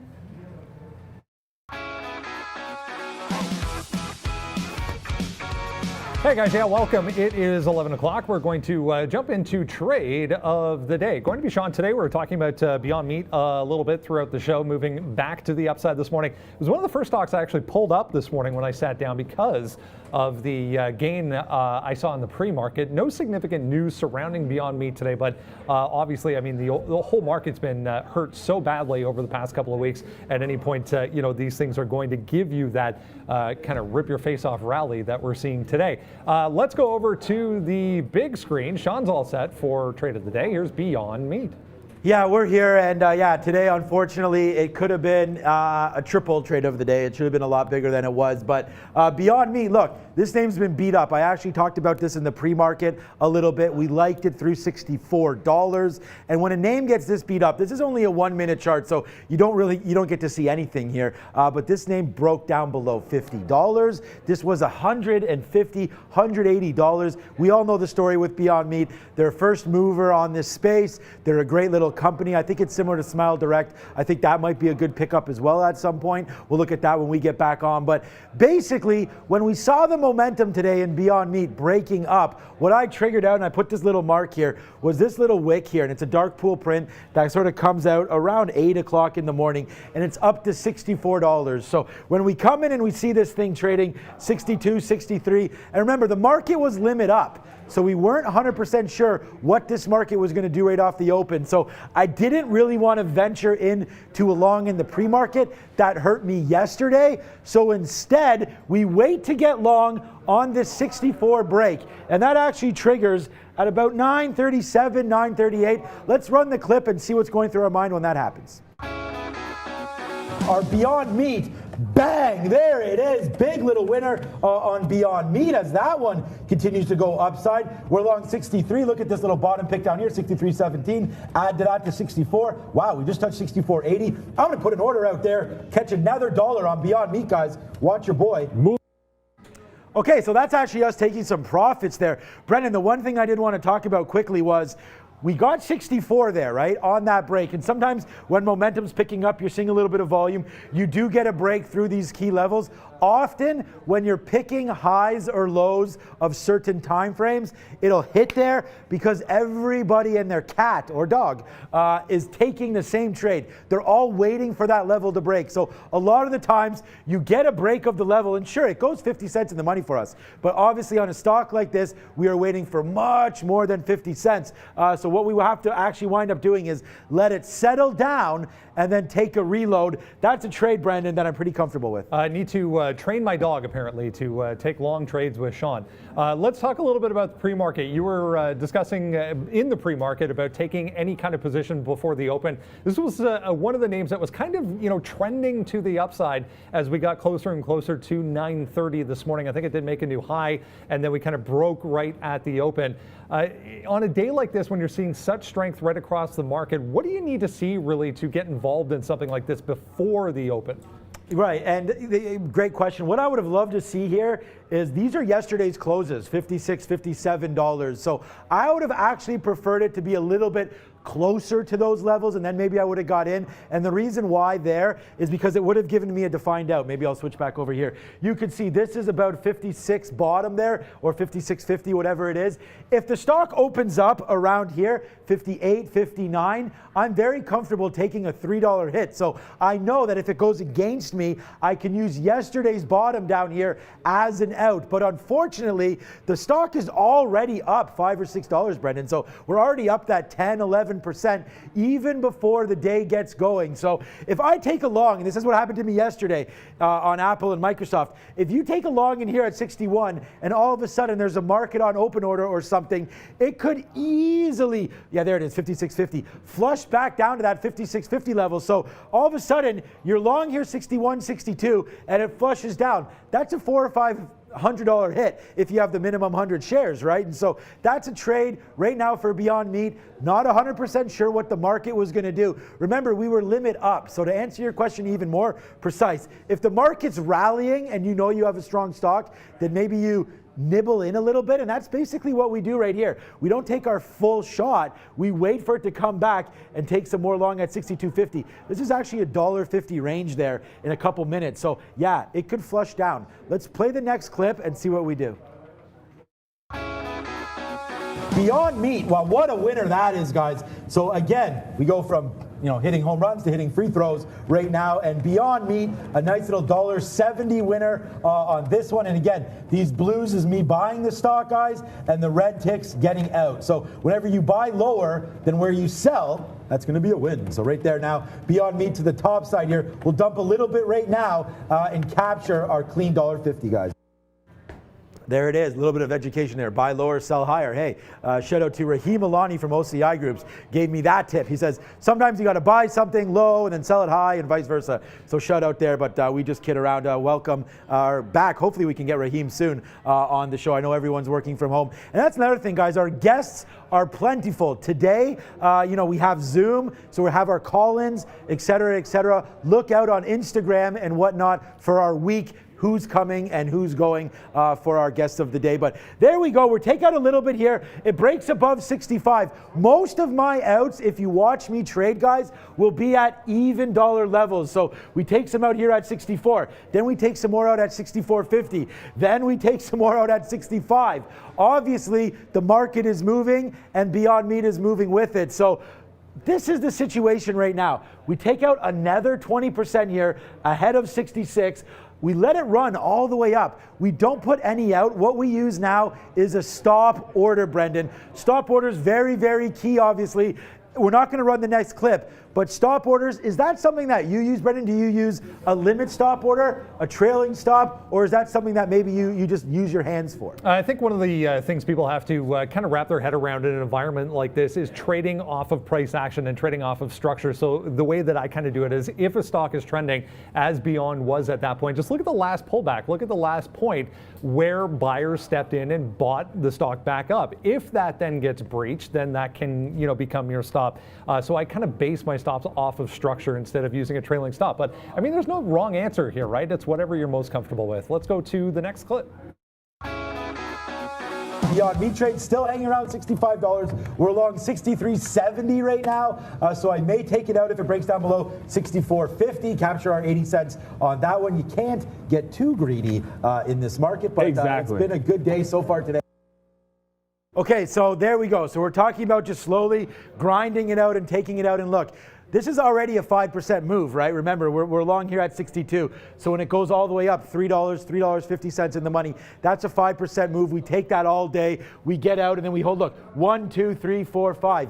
Each one of these marks is 20% out. We then throw back to a stop order. And it's actually funny that you mentioned that, Brendan, because this is basically the level and why we choose it. This is where the buyers came in. Once we broke back above the 65.50 level, we accelerated to 67.50. My logic, if it breaks down below 65.50, let's get out. It turns out to temporarily be a fine out, but then pie on our face, we missed this whole move up. Let's run the last clip and then we'll get back to trading. Okay, Beyond Meat, okay. We're right back to these highs. I talked about getting out if we did break below 64.50, but now we're 65.50. So this is, again, guys, another $2 winner. So we got another $2 winner right now on this name, Beyond Meat. There it is. Take it out right there for $2. We'll hold the rest and see what we can do on. Okay, so we're talking about holding the rest. Obviously, that stop does come through and get triggered out. So, look, Beyond Meat, a great stock today. Sometimes, Brendan, they do not need news behind them. You just need, like you mentioned, price action and a little bit of a beat-up name. We know there's buyers here. So, Beyond Meat, look, up 16% today. Picked a good one for this. Should have held a little bit longer. Learned our lesson. Let's roll that tomorrow. Yeah, interesting name, interesting idea on the day. I mean, we see a lot of these like individual stocks that were in focus before the pullback in the market. Space, Virgin Galactic, another one we mentioned, having quite a day as well. So Beyond Meat, great opportunity to the long side today. It was just, one of those cases of identifying relative strength, identifying the market moving in your favor, and then picking a spot to be involved in some of these today. Beyond Meat, Sean with trade of the day today. Let's go back to the guys. Yeah, we come back. Thanks, Joe, for that. We'll jump back here. Just mentioned to Sean Apple with a nice little flush there. Down to 73.50. Back down a little bit here on the NQ. We did get some shares, and I want to update you guys. A bit of a hiccup in our data here, so you're going to see a bit of a gap here on AAL. But you can see we're able to get some shares out at 52. We did get some more at 41. Of course, that was at 70 short. It comes back in. We take it off, but then we jump right back into the trade when it fails at around the same price. So again, we're back into this one at short at 70s. I'll jump over to Intel. That was the other position that we had to the long side. Again, I apologize for the gap. We did have that long at 52.30. We did get some of it out. We mentioned why we take 50 cents off, because the market was rolling over. So 2/3 of that trade we get out. Nice little 50-cent win. It's still in the money for us, but with this market coming back in, you wanted to make sure you took some profit. Yeah, exactly. And where's that punch thing? And finally, Apple, my #1 stock today, gets punched in the face again. Beautiful little short here. Again, I don't know why this still says 0%. Maybe I have to refresh it. It's not my quote board, okay, the quote board's not working right now. But look at this, guys. We take the short on Apple, 242.50. It comes crashing back down. That's why I showed you guys the levels and the VWAPs and everything before. This is back on a 1-minute chart. Again, our charts are going to be a little bit messed up, but we take that last out, guys. Where was that price? Let me get it for you exactly. $239.57 for a $3 winner. So Apple for the win there, guys. Looking good. Yeah, and again, Intel making another move back up to 53. And for me, it's all about making sure we take some profits here in front of that VWAP. The market rolling over. I don't want to be dug into these longs without taking profit off. We've done Intel long in the pre-market. Nice move we made here, grabbing some at 53.20 and then adding to it at 53.50. We then get out at 54. That was a good one. Our second long, not quite as good, but we did pick it back up again at 53 and then again at 52.50 and then 52.30, what we just got out of right now. Each time it's been a bit of a shallower move to the upside than the last.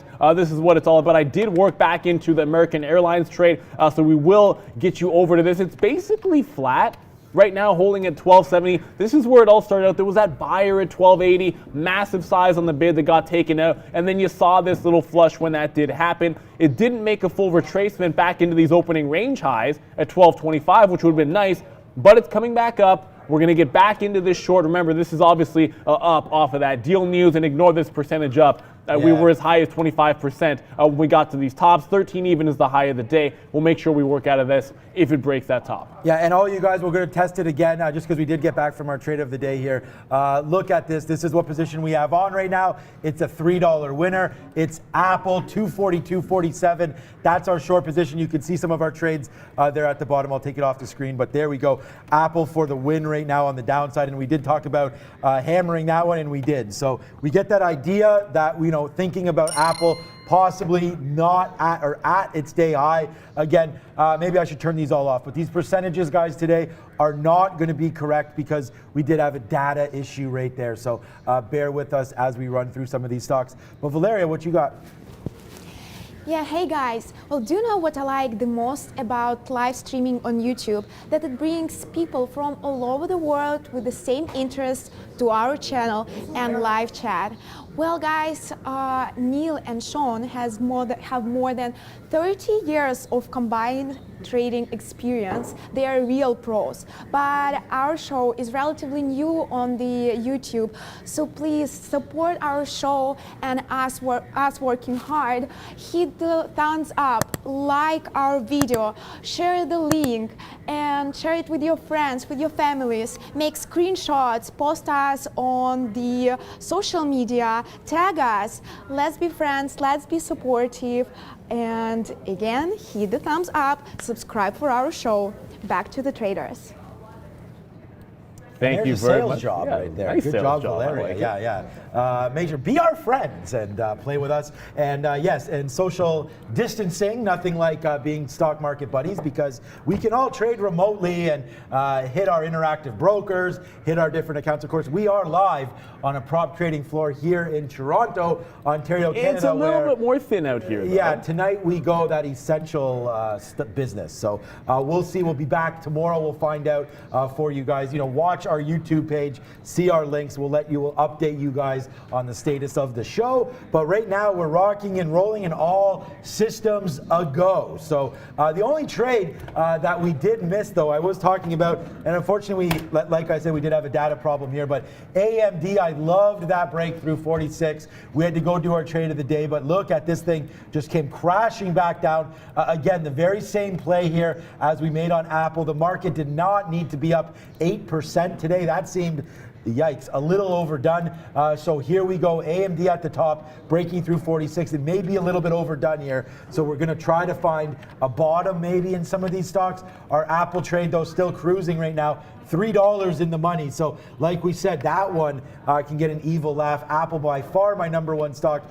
And my worst stock is a stock that I had long to begin with and kept going long at the bottom here before eventually getting punched into a short and losing everything on that is JP Morgan. So JP Morgan continues to run to day's high here as this market is getting right back, guys. 240.50. I'm going to get out of Apple. Those banks a bit of a pain today for me. I finally jumped back into this short here in American Airlines. And patience is the name of the game. I wasn't necessarily patient enough with the shorts in Dave and Buster's there, but we do have some patience doubling up on the shorts in American Airlines. We take it the first time at 40s. We're getting out in the 40s and the 50s, or the 70s we got short. We're jumping back in at 70. We just got some out there in front of 1250 again. It's making another leg to the downside. And again, this is just one of those, we're up so much off that news that you knew there would be some selling that would come in when you put in some of these highs. You get that consolidation. Now we're looking to take advantage of it again. So back in 1271, and my only position I have on right now is short in American Airlines. See if we can't run this one all the way back into VWAP. That was our goal the first time. Stop short. Let's see if we can do it the second time on the reload. We're taking a little bit more short here on Apple. We're still short 241 here. We've averaged in, but this thing could get back to 241 quite quickly. So if we do break above 240.80, we'll get out of this one, capture the profits, and simply move on from our Apple trade. But we've just taken some nice averages here in the 40s and 50s. So bringing our average price down now to 241. As the futures right now, guys, again, you get this break in our data, but we have come almost all the way way back up, well, at least halfway back to the day's high of roughly 23.90. Let's see if we get a failure here at 75. These are the S&P 500 E-mini futures, of course, that we're talking about, Neil, and they'll track the top 500 stocks as decided by Standard & Poor's, and that's what we're looking at. And a lot of these stocks like Apple will follow this market, so watch out if this thing blows up. Something I didn't want to have happen to me today was to miss the bottom when it got made on Zoom. It breaks up back through 140. There it goes. It's now back up through VWAP. I guess if you like this break, maybe you can continue to play it through this 143. That seems a little crazy to me. But Brennan, what do you got for us, buddy? We were talking about some of the retailers today, guys. Another one here, Macy's. Again, disregard the zero, up significantly. Held $5. We're up to $5.60 on Macy's, about to make a new high. Another one that has a long way to crawl itself back, guys. Oh my God, Zoom. 239. 144 now. 40. Yeah, Zoom is amazing, that stock. Oh, crap. Did I just put out the wrong price there again? What a surprise. Okay, Apple right now coming to the downside. We just did take some out there. 93s, I guess. No, sorry, 01s there. Sorry, I'm putting out the wrong prices here as we go. But here comes Apple. We just talked about getting that short. So right here, we're short 50s. Again, now we are back into the 80s. So that's a 70 penny winner. Watch these futures, guys. I told you, if they can fall back down here, then we should be able to capture a clean dollar on Apple, maybe moving back. Again, these VWAPs at 238.50, not correct. Please disregard some of our charts, but they are working now. So all of these little ticks that you're seeing is us taking a position and then building it in for you. So follow our trades at the bottom. They look like they're accurate. Yeah, just having a quick look at Uber here, basing out at that $24 area. It did reject 25 both at the open, and then again just an hour or so ago at 10.25. And now we're $1 lower. We've got a level here at 24 even that if we can take out. And again, I'm probably going to be interested in this as long as we don't make fresh highs in the futures, which I think is a safe bet. So as long as we don't break through that 23, it looks like on the ES the top was about 23.90 or so. We hold below there. I'm looking for a 24 break on Uber to come back in. Ignore the fact that it's only at zero there. We are up significantly. If you do look at where the bounces come in Uber, or we're trading predominantly most of the day below $22, and this has come such a far way up from 14 even. There is going to be a play to the south side. Worth noting, 25.50 to 26 is a key level. So even $1.50 from now, there's going to be some resistance on that price if you're looking at a higher time frame. Yeah, and we flipped long here, Apple 72s off of that. Remember, we were trying to average into the short, and then we get out there. So it's a nice little profitable trade on Apple. Our average short there was 240.95, something like that. So we take a nice little 30 penny winner.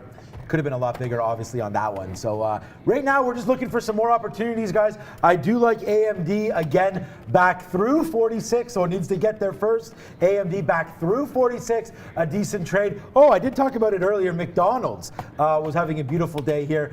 Still doing it now, up 12% today. Again, you're not going to see it on here, but McDonald's, if we could take out that 154, we like that spot as well. But right now at 153, so watch out for McDonald's on the top side as well. There goes Square. So Zoom did this. I was trying to get long at 142 and missing it the first time. But yeah, you leave your order in there, and it goes all the way down to basically 140. Thank goodness. You look at this little bottom, 139.94, does not break it. So Zoom flushing in a crazy move in 1 minute all the way down to 140. I was in the middle of that range with my order, so we did grab the longest one, 142.22. Gonna have to watch out. American Airlines about to take off this 13 even area. So as much as the short worked the first time, watch out. That high of the day about to get run on American Airlines, 13 even. We're going to dig in and see if we can't look for that one. It could even be a reversal play. There's so much momentum through this 13 top as the market coming back to the upside.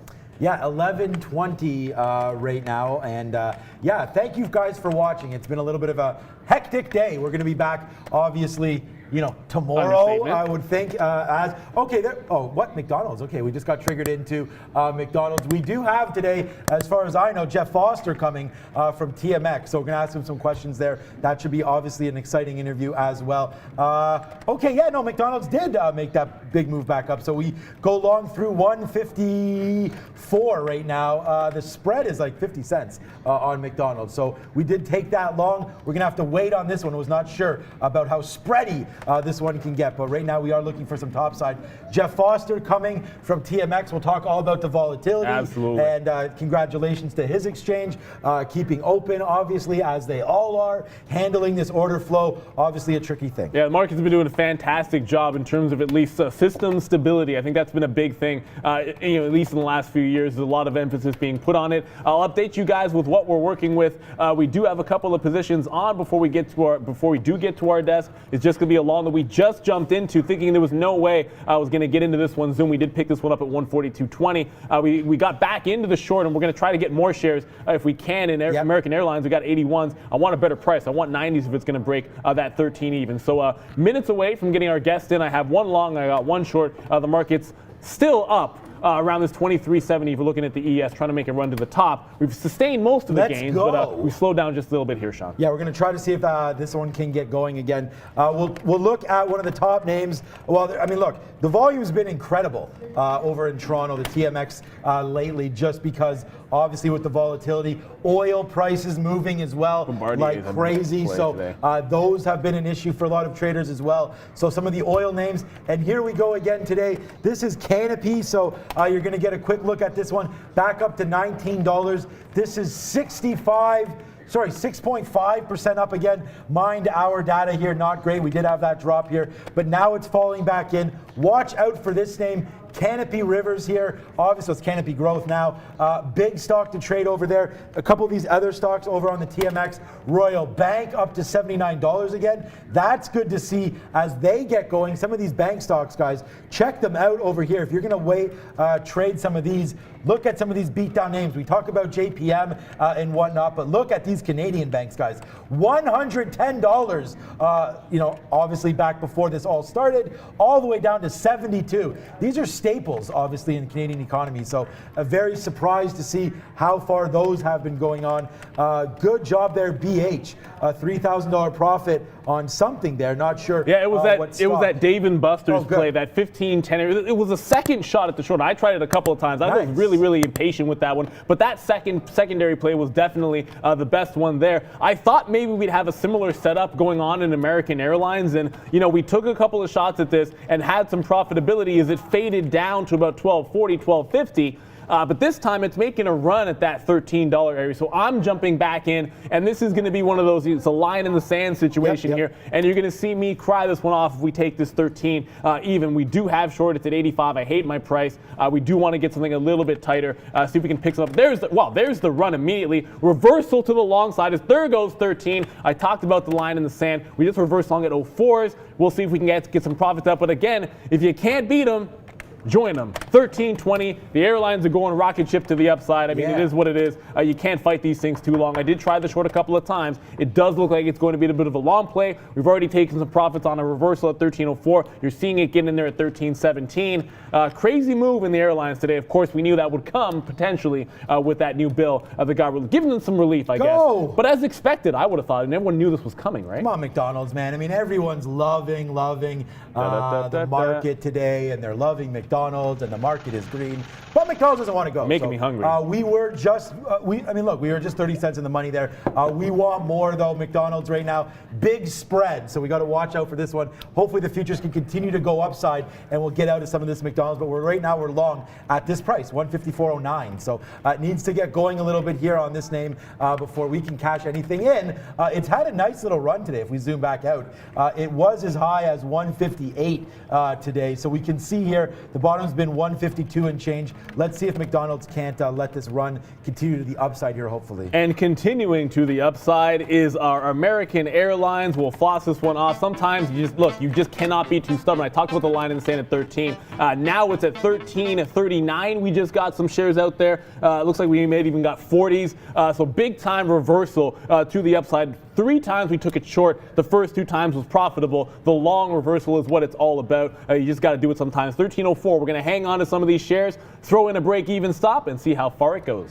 Yeah, good. And okay, so we have a lot of opportunities here in the market, and there's no better ones than we talked about. We've looked at some of the cannabis names here. I did want to look at Aurora Cannabis. That should still be below, right here. Okay, I was going to say, is it still below $1? No, it's bounced off $1 a couple times. We will talk with Jeff Foster soon. There's some advantages to stocks being above $1. Yep. There's obviously some liquidity issues there.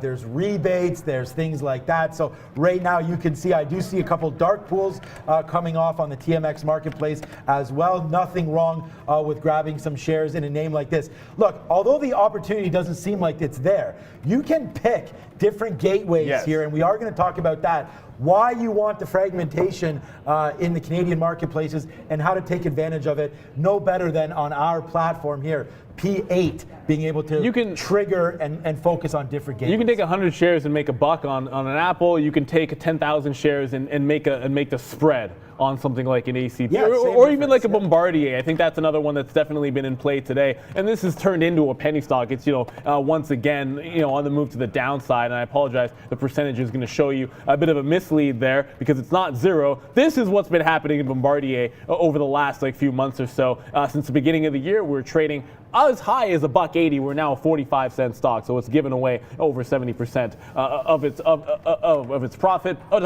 Its price back. But American Airlines trying to make a second leg. I didn't add to this one on a pullback, and again, I did move a break-even stop to 13. We're just hanging on to this long position at 13.04. I want to see if it can get to and through 50s. Of course, I did think this was going to be a good retracement short. We fought that one. It couldn't even get to VWAP on a pullback, so we did reverse to the long side. Yes, exactly. So we are getting ready now, a little bit delayed on our guest of the day, but I see that he's ready. So as soon as we get the thumbs up from Emma, we will throw over there. Brendan going to be with Jeff Foster today, so very interesting and exciting. We just talked about a few of the names on his exchange. Absolutely. Bombardier, wow. Some of these weed names, Cannabis some of the oil huge. Names as well moving around. And yeah, we've been getting crazy moves over there. So a great exchange. Definitely also a lot of volume going into the market on close functionality there. Maybe we will talk about that, but we are getting some thumbs up, and we told you we had some heavy hitters today. None better than our friend Jeff Foster. So let's throw it over now to Brendan at the big desk.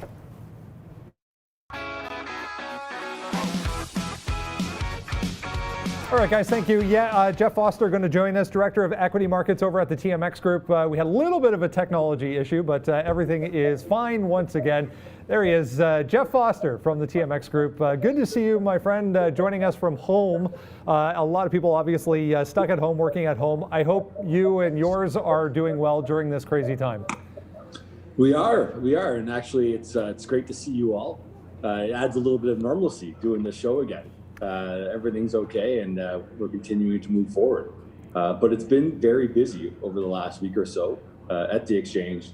A lot of volume, a lot of volatility, and we're doing everything we can to show that confidence that we are going to stay open through these times, and we are going to continue to provide that essential service.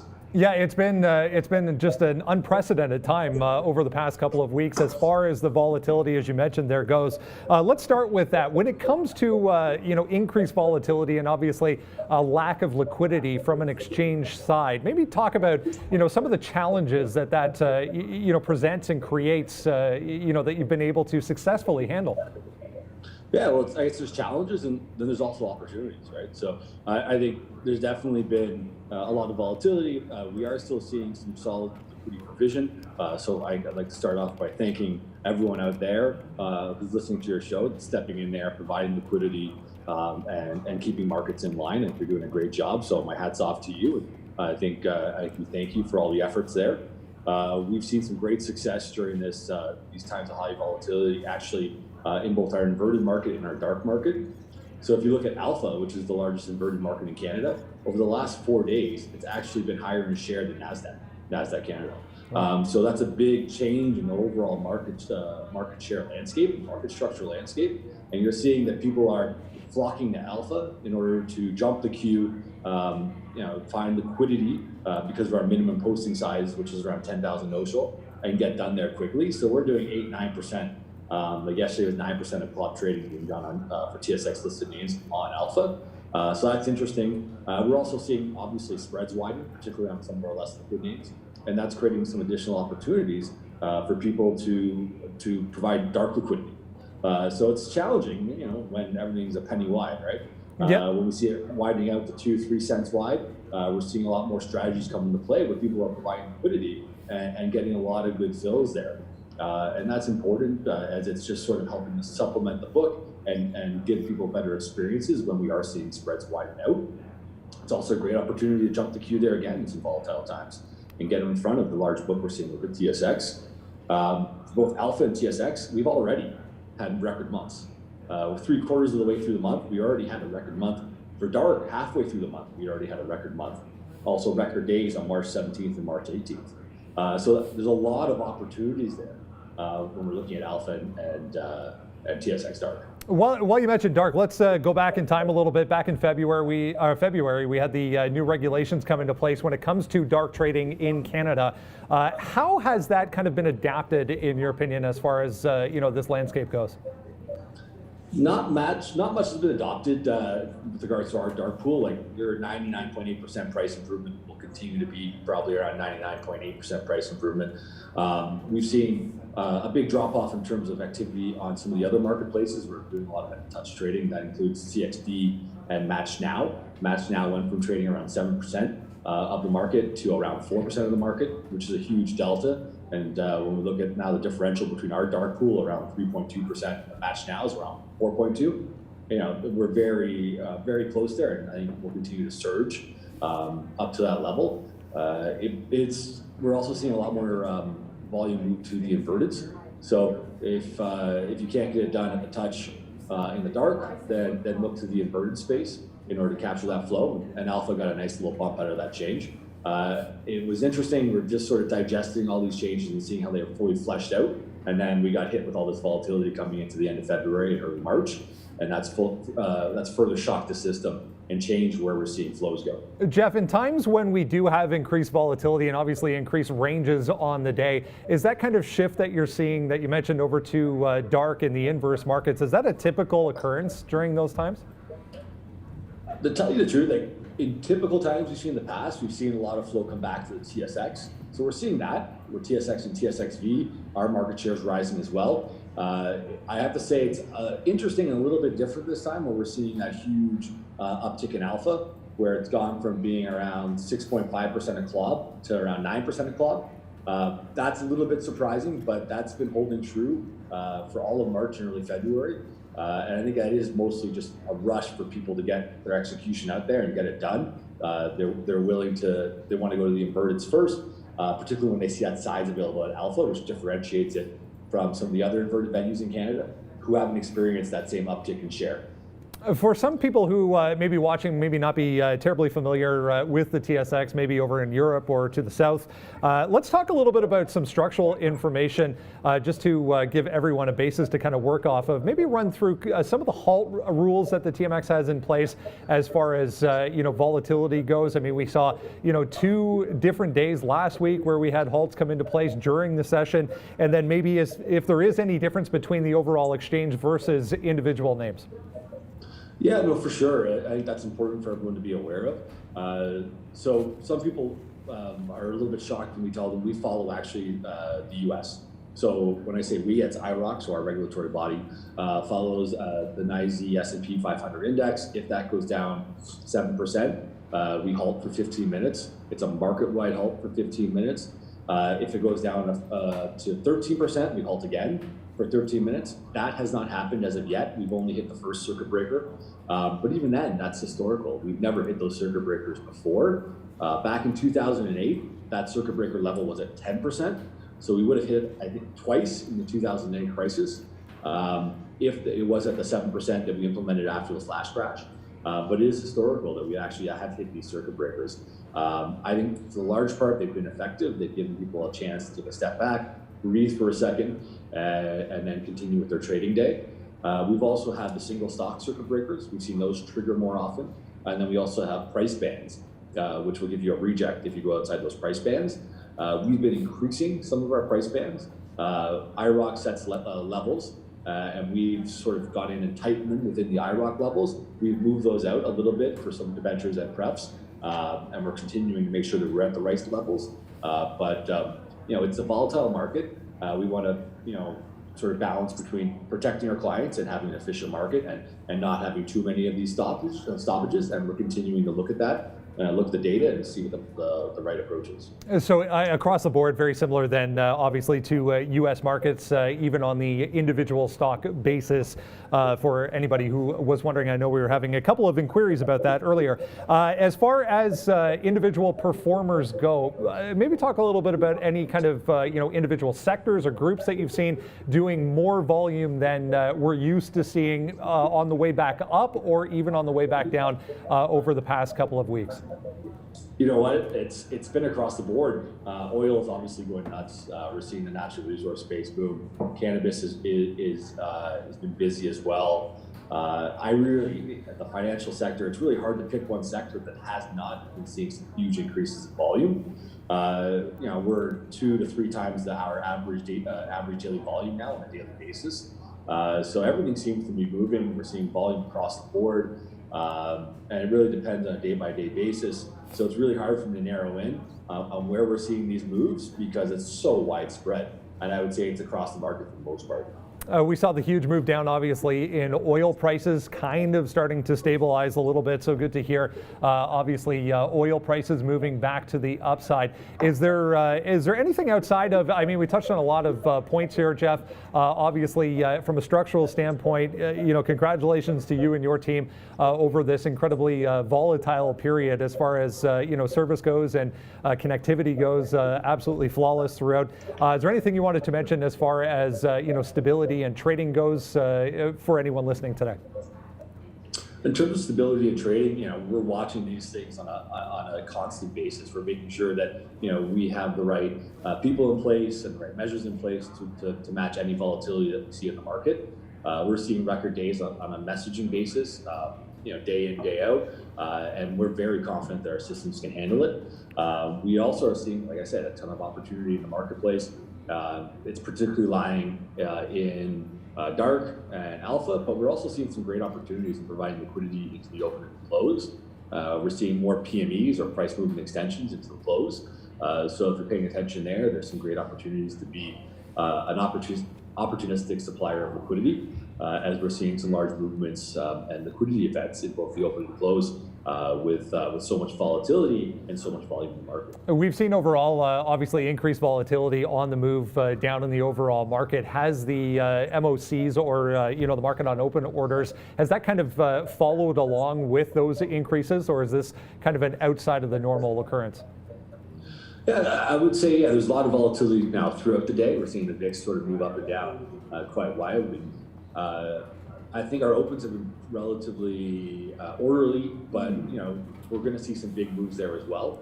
And it really depends upon what's happening overseas, what we're seeing coming into the open. But we're seeing some decent opportunities to provide some additional liquidity and stabilize both in the open and close as we see things revert back to norm, say after the open, or we're seeing some volatility going to the close, which is normal on a daily basis. It happens in normal times here on the TSX. It just gets amplified when there's this extra volatility. Fantastic. There we go, guys. Jeff Foster, TMX Group, Director of Equity Trading and Equity Markets at the TMX Group. We appreciate your time. Stay well, Jeff. Obviously, it's unprecedented times that we're in. So best of health to you and yours going forward. Same to you. And again, thanks so much for all the support from all the traders out there. Keep doing what you're doing. We love it. We want to see more of it. Stay safe. Thanks so much. Fantastic. There you go, guys. Jeff Foster from TMX Group. Lots of great information there as far as from a structural standpoint. I thought it was kind of important to have a little bit of a discussion on how successful they've been during this volatile time, controlling order flow and making sure the markets do stay open and stay available to everyone who needs to make trades during this period. So there you go. Jeff Foster, Director of Equity Markets over at the TMX Group. Let's go back to the guys. Thanks a lot, Brendan. And while you were gone, I talked about our reversal in American Airlines. We had a couple of shorts that worked out. Of course, our last one in front of that 13 is going to be a losing trade when you short in front of that breaking point. We do reverse into the long. We take a bunch of it out in front of 1350 and ultimately should have had more conviction. And this is what happens when you have a bias to the short side. But we just took the last legs off there at 1350 and then another one as you guys were doing the interview at 1384. At that point, I had a trailing stop. If it had gone back to 1350 just to lock in some profits. So nice little trade on the reversal. American Airlines, again, sometimes you just got to play the price action. It was 25% up when we were working into those shorts originally. Now we're at 35% to the upside and testing $14. It's worth remembering, however, exactly where we've come from. A couple of days ago, we were at $15.50. Last week, sorry, we were at $15.50, $16. Lots of room still on a pullback in this one. Of course, they've been so beaten up these last weeks and months. Yeah, they have been, and yeah, thank you to Jeff Foster there. Okay, NVIDIA 250, yeah, check out the TMX exchange for sure. Unfortunately, the one name that hasn't been going here, as, I don't know, my charts, there we go, McDonald's, right now does not want to go, but we still are long. 153.92. I've just been piecing these out. We did pick some up at the bottom here, so right now we're going to wait to see if this one wants to go. I mean, the future's now basically at day's high, close enough anyways to that point, so I do expect McDonald's to get going here. Hopefully that can come through. But we are ready, I guess. I just heard that we're ready for the wrap, so let's throw it over to Brendan and start discussing some random trades.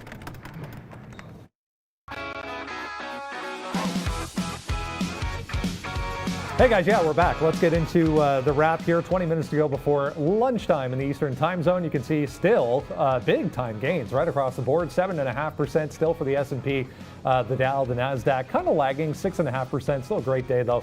There's the TSX, just talking to Jeff there, 9% for the TSX back to the upside.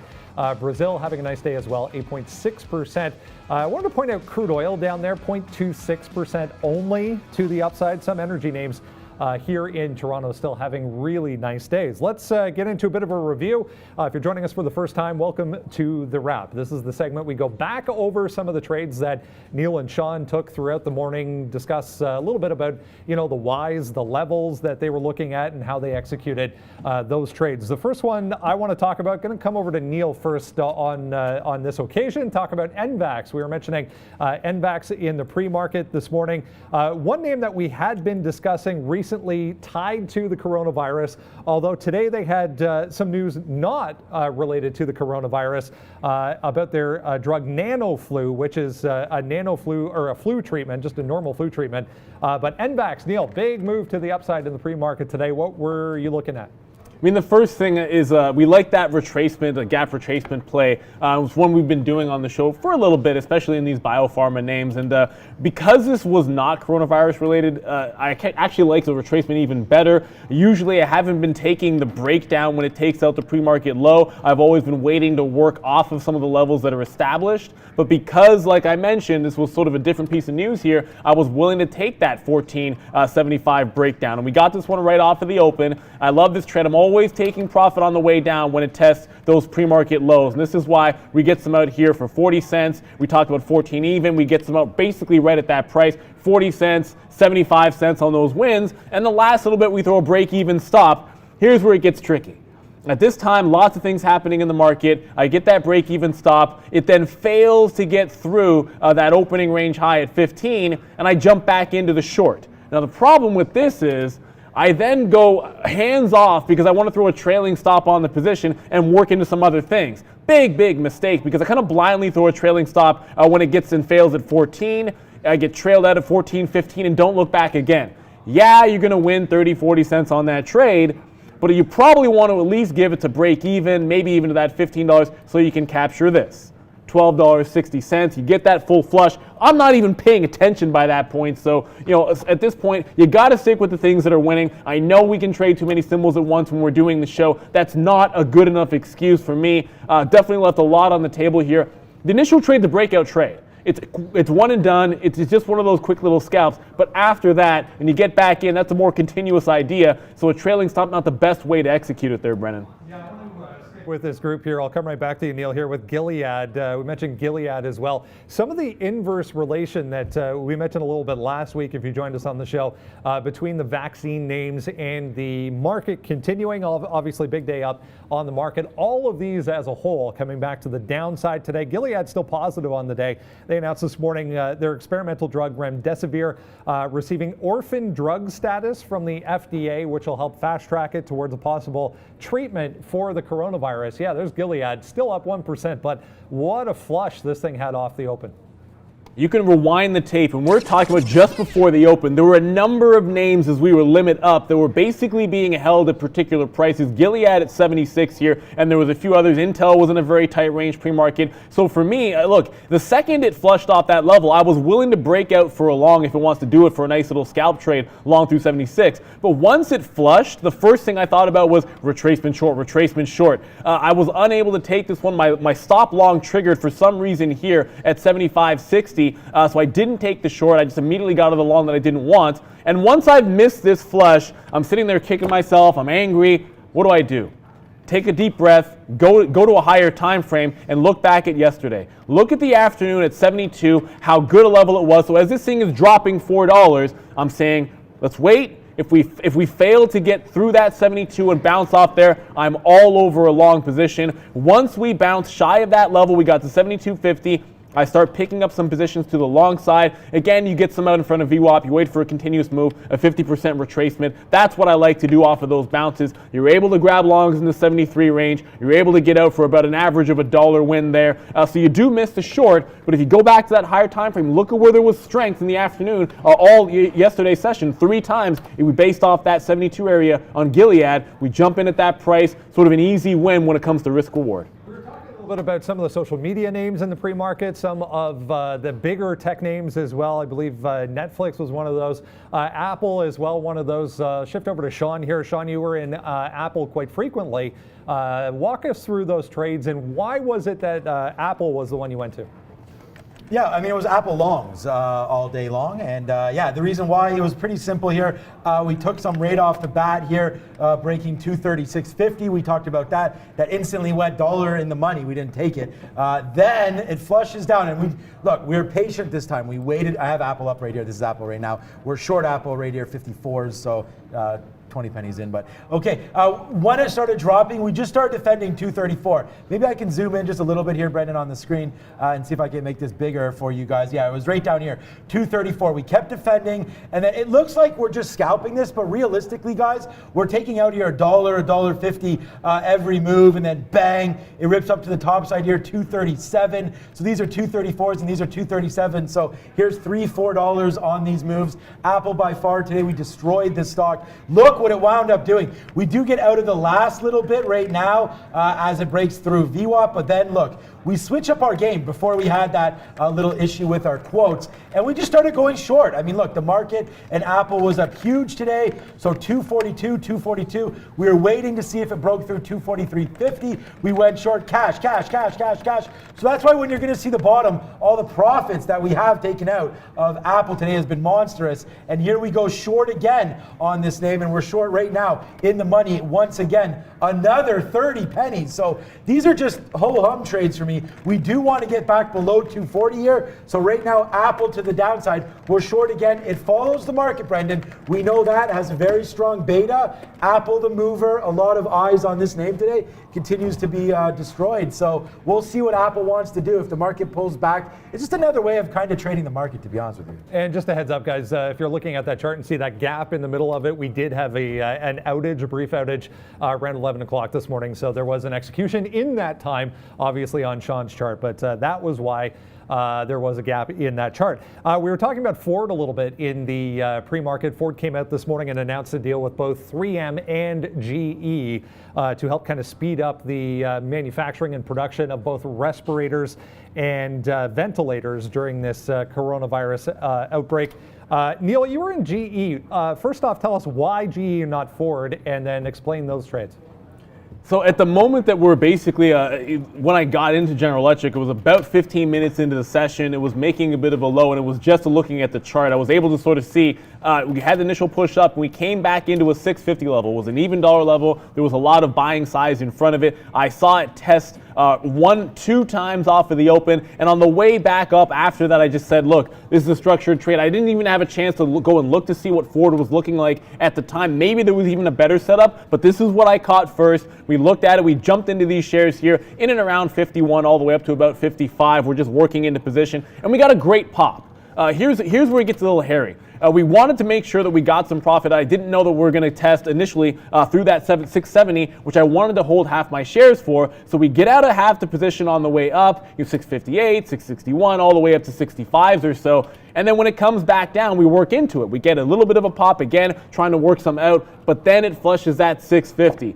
One thing you want to do when this happens to you, if the immediate reaction is retaking the level and then doing this, putting in a higher low, again, it's an alert back into a long if you want to do this, but you got to be paying attention to it, whether you set alerts. I got a few too many things on my quote board, to be honest with you. That's a big time mistake. You get that failed break through what was a key level before, and then immediately you hold higher, and then you get the bigger move after, which is fantastic there if you did have this one through 655 the second time. So, one win, one loss. It should have been another win after that, but again, we're a bit distracted at 1050 looking at some other names. Another name that has been in focus because of this coronavirus, Sean, ringing my bell right now. Netflix, guys, we were focusing on Netflix because of the coronavirus outbreak. Obviously, a lot of people at home watching Netflix. Sean, you had Netflix numerous times today. Tell us about those. Yeah, Netflix was great. We hit the bell there because it's a nice little explosion there. 75-cent winner just taking off on Apple. So nice little trade there. Okay, Netflix. Let's go over to Netflix here.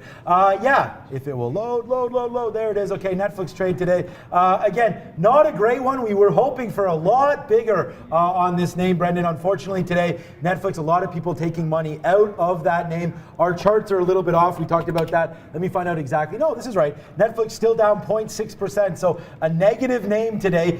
Look, we were just thinking long. So we go long here on a 370 break, then we average in at 367. Unfortunately, dump it down here. That's a $5 hit. That's going to happen. And then we pick it up and make that money right back. We try to just defend basically this 362 level down here. We did it a couple times, took some winners to the top side, but then, Brendan, we just simply got out. And you guys will hear me talk about that. It was resisting this 368 level. So we kept on cruising with Netflix. We hadn't traded it since, and look, we identified this was super weak, should have shorted it. Obviously we did not, but yeah, look, you got to notice those things. And we talked about Zoom in the pre-market was up to $166, and that was actually negative. One of the first times in a while that Zoom goes negative on the day. So that one and Netflix today, some profit taking and people switching up, man, into some of these beat down names, including an Apple. You're seeing Square today. Square, I can't believe I was long that one and lost. Square today now up another 20%. Yeah, shout out to It's Airplane Jane. She talked about jets yesterday. That's up 20-something% today, let alone when it was up yesterday. There you go. But we are short here. Apple continues to be ringing in the money for us as well. That's $1 in the money. And I just now, guys, took a short in JPM, $88 short.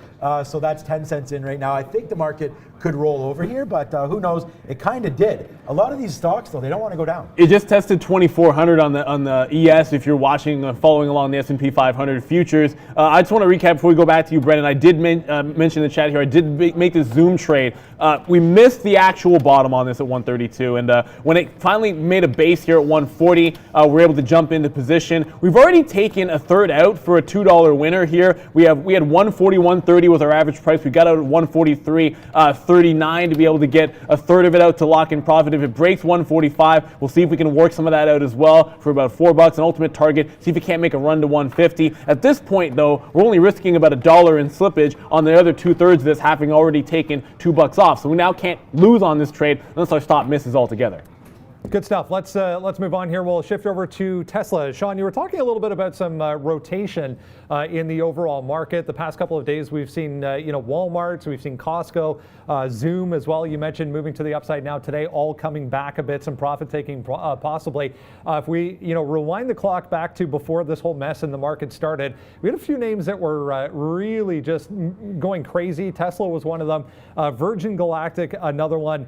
There was 2 or 3 other ones. I mean, even Beyond Meat and some of the other recent IPOs you can include in this. But some of those names starting to come back into focus a little bit today. You can see nice big move in Tesla today. Sean, you had that one. Yeah, Tesla today, and I'll hit it because I think it's the best one we have. There we go. Tesla today electrifying. Any shareholder right now, up 16%. And look, to me, it was just so simple. We took $5 here and $5 there. This was a nice little break of 500. It doesn't really get any easier than that. Obviously, if you start early on, you get 460, 450. There's no doubt about that. But look at the strength. It pulls back here right at 930. So the market pulls back. But then look, it's just so strong, heading right into this 500. It doesn't stop. We put out our little stop order here. Bang, get filled at $500.25. So an actually great little long. We let it go all the way up. This is a 1-minute candle. So as you're going to see here, get that out. We don't need to add more symbols. But as we zoom forward, 500, instantly we take almost a perfect out here on this candle. Then it rips all the way up $12. We put our stop in and miss, but then we get out at 505 anyways. And this looks like this was a great little spot. This is where Tesla is again. So this is another trading opportunity, I think, for anybody looking at Tesla right now. You could break back above this 506, 507 area. I definitely like that for a long if this market gets going. And then even longer time frame, 511, 512. But Tesla looking like a nice little stock today. All right, on the other hand, we mentioned space in that kind of group that was in focus before this huge sell-off in the market. Coming back to the upside again today, still having a really nice day, actually, just testing highs right now. But if you go back to the open here, it was a little bit relatively weak. Neil, you were involved in that one. Yeah, I'm going to apologize for that little wick here. Going to make the chart look funny. And I mentioned this one off the bat when we were trading that if we got that move to the upside, I wanted a few names that I would have under conditions short side. Space was definitely one of them. What I wanted to see happen was it test through the pre-market top and on the way back down, just get a retracement play. Now, ultimately, what I was looking for is we worked into position around this 1550 to 1580 area, and at the time it was 1586 that was the actual top, was to see if we couldn't get some out in and around that retracement at VWAP and 15 even, but I did want to see us test that opening range low at 1460. I thought maybe that last third, you're getting $1 win, maybe it breaks even further than that if the market rolls over, but hey, the market doesn't roll over, you got to stick to your stops. I did say initially I wasn't going to load back in, but then it failed through the high of the day, so I did take one more shot at it on a reversal short. If I have a regret, it's that I, much like American Airlines, I actually reversed long in this one and then immediately said, oh, I don't like being long in Virgin, and just took it up for a 10-cent win. You can see that it won $1 after that.